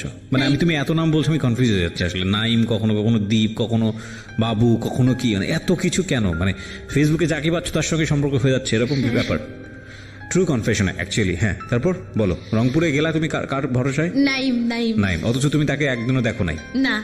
ওকে বলো। প্রপার এডুকেশন অনেক ইম্পর্টেন্ট প্রিয় শ্রোতা, ফ্যামিলি এডুকেশন অনেক বেশি ইম্পর্টেন্ট, যেটা ওর ফ্যামিলিতে ওর জন্য ল্যাক ছিল ডেফিনেটলি। হ্যাঁ বলো তারপর। তো আমি মানে বাস থেকে নামলাম, নামার পরে দেখলাম নাইম। ওই নাইমকে দেখার পর আমার যে এত আগে পরে এত কিছু ছিল, আমি যে আল্লাহ সব ভুলে যাব, মানে ওর চেহারাটা দেখে। আর নাইম ওই যে মামতি নামের একটা মেয়েকে পছন্দ করতো, ফার্স্টেই বলছিলাম যখন আমি ওর সাথে ব্রেকআপ করলাম, তো ওই মামতি নামের মেয়েটাকেও ভুলে যাবে আমার জন্য। তো নাইম ছেলেটা কি মানে খুব শৌখিন ছিল, ও কক্সবাজার এখানে সেখানে ঘুরবে, কিন্তু ওই টাকাও জমাইছিল। নাইম আবার বেকার ছিল, বাট মানে হাত খরচ দিত ফ্যামিলি থেকে ভালোই। তো নাইম আমাকে মেসে রাখলো, রাখার পর ভাবতেছে জব দিয়ে দিবে, নাইলে ওই একটা জব করে আমাকে চালাবে। হ্যাঁ, নাইম আমাকে বিয়ে করবে, আমিও খুব রাজি, মানে আমিও রাজি যে এবার আমি একদম মন থেকেই চাচ্ছি যে কাউকে বিয়ে করব, সে হচ্ছে নাইম। মানে মন থেকেই, মানে মনে হলো কি যে আমার ফার্স্ট লাভ যদি সিজান হয় তাহলে আমার লাইফের সেকেন্ড লাভটা হলো নাইম। তো যাই হোক, নাইম আমাকে মেসে রাখলো। তো ওইখানে কারমাইকেল যে ক্যাম্পাস, রংপুরে কারমাইকেল ক্যাম্পাসে সারাদিন ভাইয়াদের সাথে ছিলাম, তৌকির ভাইয়া, সাগর ভাইয়া, মানে ওইখানে গেলাম কি মানে সব খুলে কি আমি মনে করছি কি আমার যে ফ্রেন্ডটা, ওকে হয়তো সব বলছে আর কি, যে ফ্রেন্ডটা আর কি ওর মাধ্যমে লাইন করে দিচ্ছে, শান্তা আর কি, ও হয়তো বলছে, কিন্তু না, ও শুধু এটুকু বলছে ও বাইকে গেছে একবার, হ্যান তেন, হ্যাঁ বিয়ে হয় না এটা তো জানি, মানে এত কিছু বলে দিচ্ছে, এত কিছু হয়ে গেছে, ভাইঙ্গা বলে নেই। তো আবার বলছে কি থাক, আমার ফ্রেন্ডদেরকে এত কিছু বলা লাগবে না, শুধু এটাই বলবো তোমার ফ্যামিলি থেকে একটু টর্চার করতো, তুমি লাইফের ফার্স্ট কারোর সাথে ভাইগা আসতো, সেটা হলাম আমি নাইম। এটা, আর আমি তোমাকে বিয়ে করবো 6 মাসের মধ্যে, তোমাকে আমি খালি ডিপ্লোমাটা শেষ করে বিয়ে করবো। তা আমিও খুব খুশি যে যাক, এখন মনে হয় একটা পারফেক্ট ছেলে পাইলাম এখন। তো কপালে জোরে তারে হারাইলাম যে সারাদিন কারমাইকেল ক্যাম্পাস, মানে ছেলেটা এখন আমাকে ফার্স্টে যখন গেছি নিজস্ব মেসে তুলে দিতে পারে না, কোথায় রাখবে, এর পায়ে ধরতেছে আপু, এখানে মেয়েদের এক্সট্রা হোস্টেল বলে যে আপু একে একদিন রাখেন, আপু একে, ছেলেটা নাইম ছেলেটা যদি পারতো আমার একটা, সেই রংপুর কেউ জানতো না যে আমি গেছি ওইখানে, আমাকে কিছু খারাপ কিছু একটা করে আমাকে মেরেও ফেলে দিতে পারতো, কিন্তু না, ছেলেটা আমাকে সত্যি ভালোবেসে ফেলছিল নাইম। এদিকে হলো কি, ওই সুপ্রদীপ ছেলেটা যে চলে আসলো রিহ্যাব থেকে, 3 মাস পরে আসলো। আইসা ওই যে আমাদের যে গ্রুপে মিট হইছে, ওই গ্রুপ থেকে আমার নাম্বারটা নিল। নাইম আবার আমাকে যে নাম্বারটা দিছে, ওই নাম্বারটা আবার বলছে যে ওই নাম্বারটা তুমি কাউকে দিও না, কিন্তু ওই যে বেস্ট ফ্রেন্ড বিজয় নামের আমার একটা বেস্ট ফ্রেন্ড ছিল, ওকে দিলাম। তো ওরা বুঝতে পারে না, ওরা ফান করে নাম্বারটা গ্রুপে দিয়ে দিছে। তো আমাকে ফোন দিয়ে, হ্যাঁ তুমি জানো নাইমের আইডি আমি জানি, নাইমকে আমি সব বলে দেবো, মানে থ্রেট দিতেছে যে আমাদের বিয়ে হয়েছে। আমি বলছি কই আমাদের বিয়ে হয়েছে, আমাদের তো বিয়ে হয় না। কেউ আমি বলবো, ছেলে মানুষের মন বুঝো তো, জেলাস ফিল হবে, তোমাকে ছেড়ে দিবে, ভালো লাগবে। তখন আমি নাইমকে বললাম, নাইম আবার ওই এডিক্টেড মেয়েটার সাথে আমাকে রাখতেছে, মেয়েটার বিহেভিয়ার, মানে আমি চাচ্ছিলাম কি যে এখন একটা খোলামেলা একটা জীবন, যে এখন আমার লাইফে কোনো শাসন থাকবে না, মানে কোনো পেইন থাকবে না, কোনো প্যারা থাকবে না, একদম সিম্পলি একটা স্বাভাবিক একটা মেয়ের লাইফটা যেমন হয় সেরকম। মানে 1-2 মেসে রাখলো, পরে আর দেখতেছে আর মেসে রাখাটা পসিবল হচ্ছে না নাইম। পরে ওই এডিক্টেড মেয়েটা একটা বাসা ভাড়া নিয়ে থাকলো। মানে কি বলবো, ওই মেয়েটার সাথে যখন আমি রাত্রে ছিলাম, নাইম আমাকে রেখে আসলো। ওই মেয়েটা, তার হাজবেন্ড বাইরে থাকে, সে বাইরে থাকে, সে রাতে একটা ছেলে ডাকা আনছে ঘরে, তার সাথে আমার সামনে উল্টাপাল্টা শুরু। এখন আমার তো ফোন না, এখন আমি কি করবো, আমি বলতেছি কি আপু, এখন আমার ঘরে থেকে যে বের হবো তাও আমি কি বলবো, আবার বলতেছি কি আরে না ও ডোন্ট মাইন্ড, আরে ওই মাইন্ড করবো না, কি হয়েছে তাতে, এগুলো বলতেছে। আমি বলছি কি আপু আপনার কি কোনো স্মার্টফোন আছে, বলছে হ্যাঁ। আমি বলছি একটু দেন না, মানে এখন আমার ওই দিক ঘুরে টাইমটা পাস করতে হবে। পরে আমি যাই হোক ফোন নেওয়া ওই দিক ঘুরা, যাই হোক ফোন টোন টিপাইলাম আমি কিছুক্ষণ, তারপর যখন পরে ছেলেটা চলে গেল, মানে আমি আর কি বলবো, মেয়েটার সাথেই ঘুমাইলাম রাত্রে, ওই ছেলেটা চলে গেল। সকালে ওঠা নাইমকে বলি, নাইম তো চোখ না, ও আমার ফ্রেন্ড, দেখো এখন ওর সাথেই তোমাকে থাকতে হবে, দেখো তুমি হালকা ওর সাথে কাজ টাজ করবো, তোমার খালার ওখানে থাকলে কি তুমি পেনে ছিল না, তাইলে তুমি এখান থেকে এখানে ভালো আছো না। ও আমারটা বুঝতেছে না, ও বলতেছে তুমি হয়তো এখানে ভালো আছো।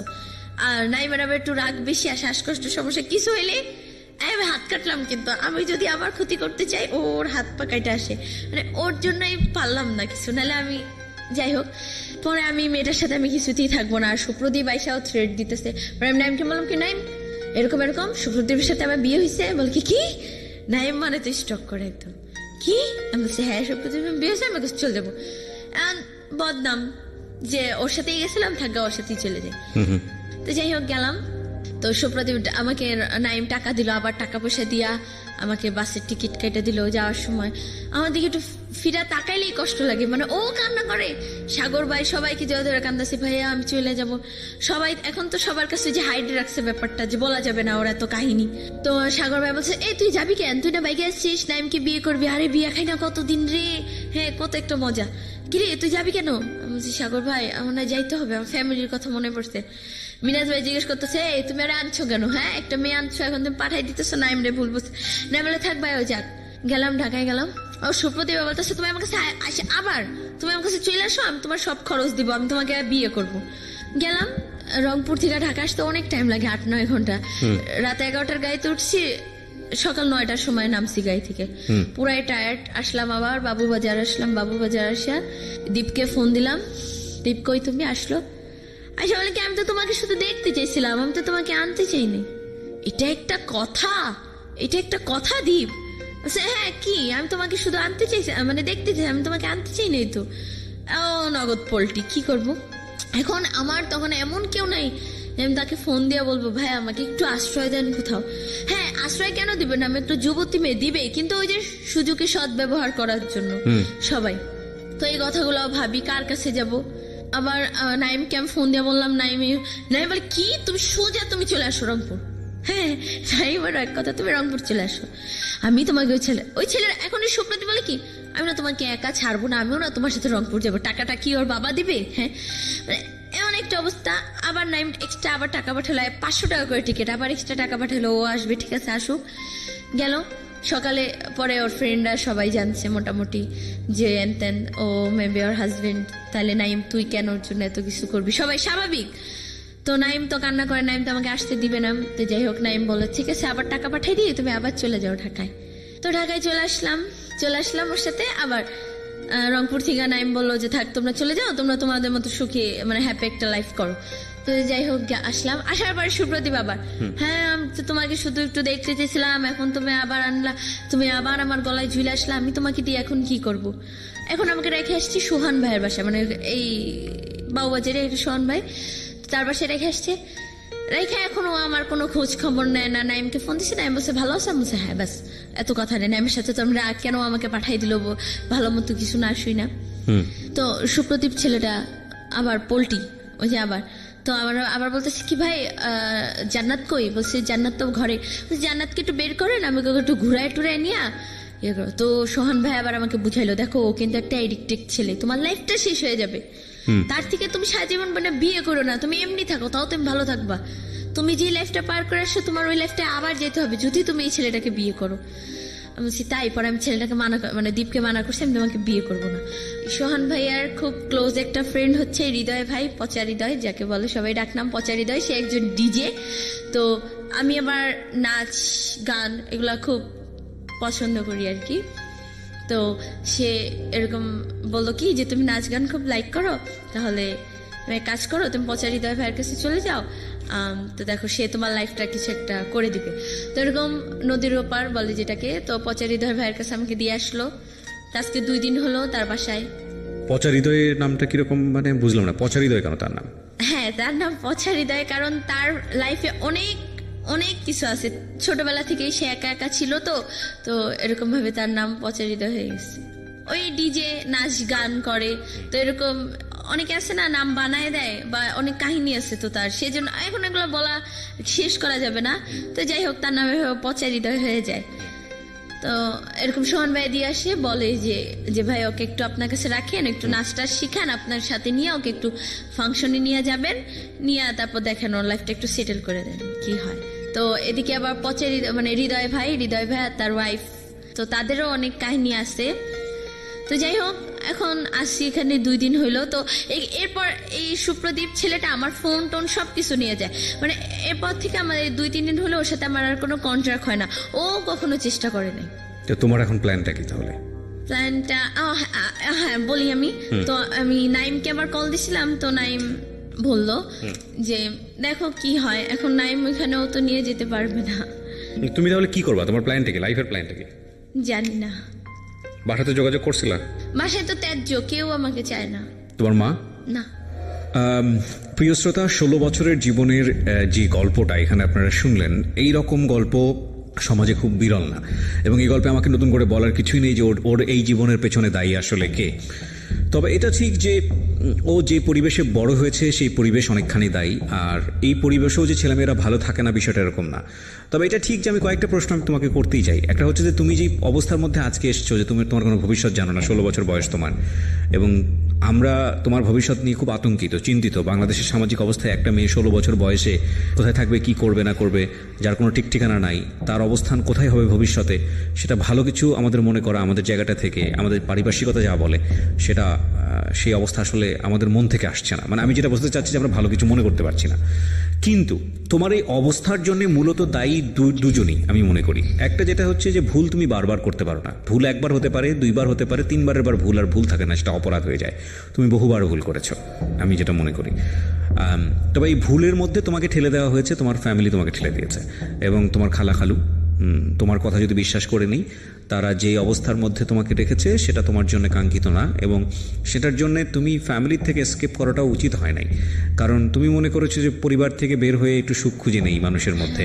সেই সুখটা তো পরিবারের চেয়েও জঘন্যতম অবস্থা হচ্ছে চারপাশের পরিবেশ। কারণ সবাই এখানে ইন্টারেস্ট খুঁজবে, কেউ তোমার পয়সার কথা চিন্তা করবে, কেউ তোমার রূপের কথা চিন্তা করবে, কেউ তুমি নিজেই সেটা বুঝেছো, এবং বোঝার পরেও তোমার ঘর থেকে বের হওয়াটা ঠিক হয়নি। এটুকুই বলবো। তোমার খালা খালু যদি আজকের এই অনুষ্ঠানটা শুনে থাকে, তাহলে তাদেরকে অনুরোধ করতে পারি আমাদের লাখ লাখ শ্রোতাদের পক্ষ থেকে, যে না, তোমার প্রতি যেন অবিচার না করা হয়। কারণ তোমার বয়সে তুমি ভুল করতেই পারো, 16 বছর বয়স মাত্র তোমার, কিন্তু তাদের ভুল করাটা উচিত হয়নি। তোমাকে এই বয়সে ত্যায্য করাটা উচিত হয়নি, এবং ত্যায্য করার কোনো সিস্টেম আমি যত জানি বাংলাদেশের আইনে এটা নাই। ত্যায্য করার বিষয়টাই নাই বাংলাদেশের আইনে। সো তুমি যদি গিয়ে যদি এখন থানাতে পুলিশের কাছে যাও, নিয়ে যদি বলো যে আমি একটা সেফ কাস্টাডি চাই, কিংবা তুমি যদি বলো যে আমার যে পরিবারে আমি বড় হয়েছি, আমার প্রপার অধিকার আছে সেখানে করার, পুলিশ তোমার জন্য সে ব্যবস্থা নিতে পারে। এবং বাংলাদেশের এরকম অসংখ্য মানবাধিকার সংগঠন আছে যাদের কাছে গিয়ে তুমি তোমার সুন্দরভাবে বড় হয়ে ওঠার জন্য যেই দাবিটুকু করার, সেটা তুমি করতে পারো। তবে আমি নিশ্চিত নই যে তারা তোমাকে আদৌ সেই সুন্দর ভবিষ্যৎ দিতে পারবে কি পারবে না। তবে তাওয়াক্কাল তু আলাল্লাহ, সবসময় পজিটিভ মনে করাটাই উচিত। নিশ্চয়ই যিনি তোমাকে দুনিয়াতে পাঠিয়েছেন, আমি ধর্মভীরু মানুষ হিসেবে তোমাকে এতটুকু বলতে পারি, তিনি তোমার রিজিক নির্ধারণ করেই পাঠিয়েছেন। তবে কোনো ভুল না করাটাই উচিত হবে এরপরে। তুমি যে অবস্থায় আছো না কেন, যার কাছে আছো না কেন, সে ভালো মানুষ হোক, তোমার প্রতি ভালো আচরণ করুক, সেটা আমি চাইব। কিন্তু এটা ঠিক যে এর চেয়েও ভয়ানক কিছু হতে পারে তোমার জীবনে। তুমি সেই রাস্তাতেই পা বাড়িয়েছো, এবং সে ভয়ানক কিছুটা যাতে না আসে সেজন্যই আজকের এই সিক্রেটসে তোমাকে আমি তুলে ধরলাম। আমি শুধু একটা কথাই বলি, যত অবস্থায় খারাপ হোক না কেন, যতই হোক না কেন, পরিবার একটা ছেলে মেয়ের বড় হওয়ার শেষ আশ্রয়স্থল। পরিবারের জায়গাটাকে ঘোলাটে করে কোনোভাবেই এমন কোনো সিদ্ধান্ত নেওয়া উচিত না যতক্ষণ না পর্যন্ত আপনি নিজের পায়ে দাঁড়াতে পারছেন, যতক্ষণ না পর্যন্ত আপনার নিজেকে নিজে বিয়ার করার মতো ক্যাপাবিলিটিস আছে, ততক্ষণ পর্যন্ত পরিবারকে বর্জন করে এমন কোনো সিদ্ধান্তই নেওয়া উচিত না যেটা আপনাকে বিপদের মুখে ঠেলে দেবে। মেয়ে হলে তো আরও বেশি বিপদ, আমাদের সামাজিকতা সেটাই বলে। প্রিয় শ্রোতা, আজকের এই সিক্রেটসের আমরা আজকে জান্নাতকে বা বৈশাখীকে তুলে ধরলাম। আমরা বিশ্বাস করি অনেক বৈশাখী হয়তো বা আজকের এই গল্পটা শোনার পরে নিজেদেরকে শুধরে নেবে, এবং বৈশাখীকে যারা বড় করছেন তাদের ফ্যামিলিতে যদি বৈশাখীর মতো হয়ে থাকে, আমাদের আজকের বৈশাখীর মতো, তার প্রতি প্রপার জাস্টিস করুন। কারণ আপনারা মনে করতে পারেন যে ও একটা ছোট বাচ্চা, ওর আচরণ কেন এরকম হবে। এখানে অবশ্যই মনে রাখা উচিত, সব বাচ্চার আচরণ একরকম হয় না, এবং প্রত্যেকটা বাচ্চার মধ্যেই ভালো মন্দ গুণাবলী আছে। অনেক সময় দেখবেন ওদের আচরণ পছন্দনীয় হচ্ছে না, কিন্তু আপনি অবাক হয়ে যাবেন যার আচরণ পছন্দ হচ্ছে না তার যদি ভালো গুণগুলো জানেন। সো ফাইন্ড আউট করার চেষ্টা করুন যে ওদের মধ্যে ভালো গুণটা কী আছে, এবং সেটাকে পেট্রোনাইজ করুন। সো আজকের মতো এখানে শেষ করছি প্রিয় শ্রোতা। আগামী রবিবার রাত 11টায় আমার সঙ্গে আবারও দেখা হবে। সে পর্যন্ত সবাই অনেক ভালো থাকুন। আজকের মতো শুভরাত্রি। Secrets. Something beyond entertainment.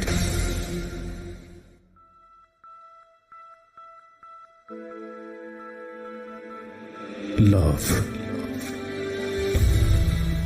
hate, challenge, motivation, lies, truth, impossible, virtue, morality. Something beyond entertainment. Welcome to my stage of reality. Stay tuned. Sunday and Wednesday with me, RJ Kibriya, only on Dhaka FM 90.4.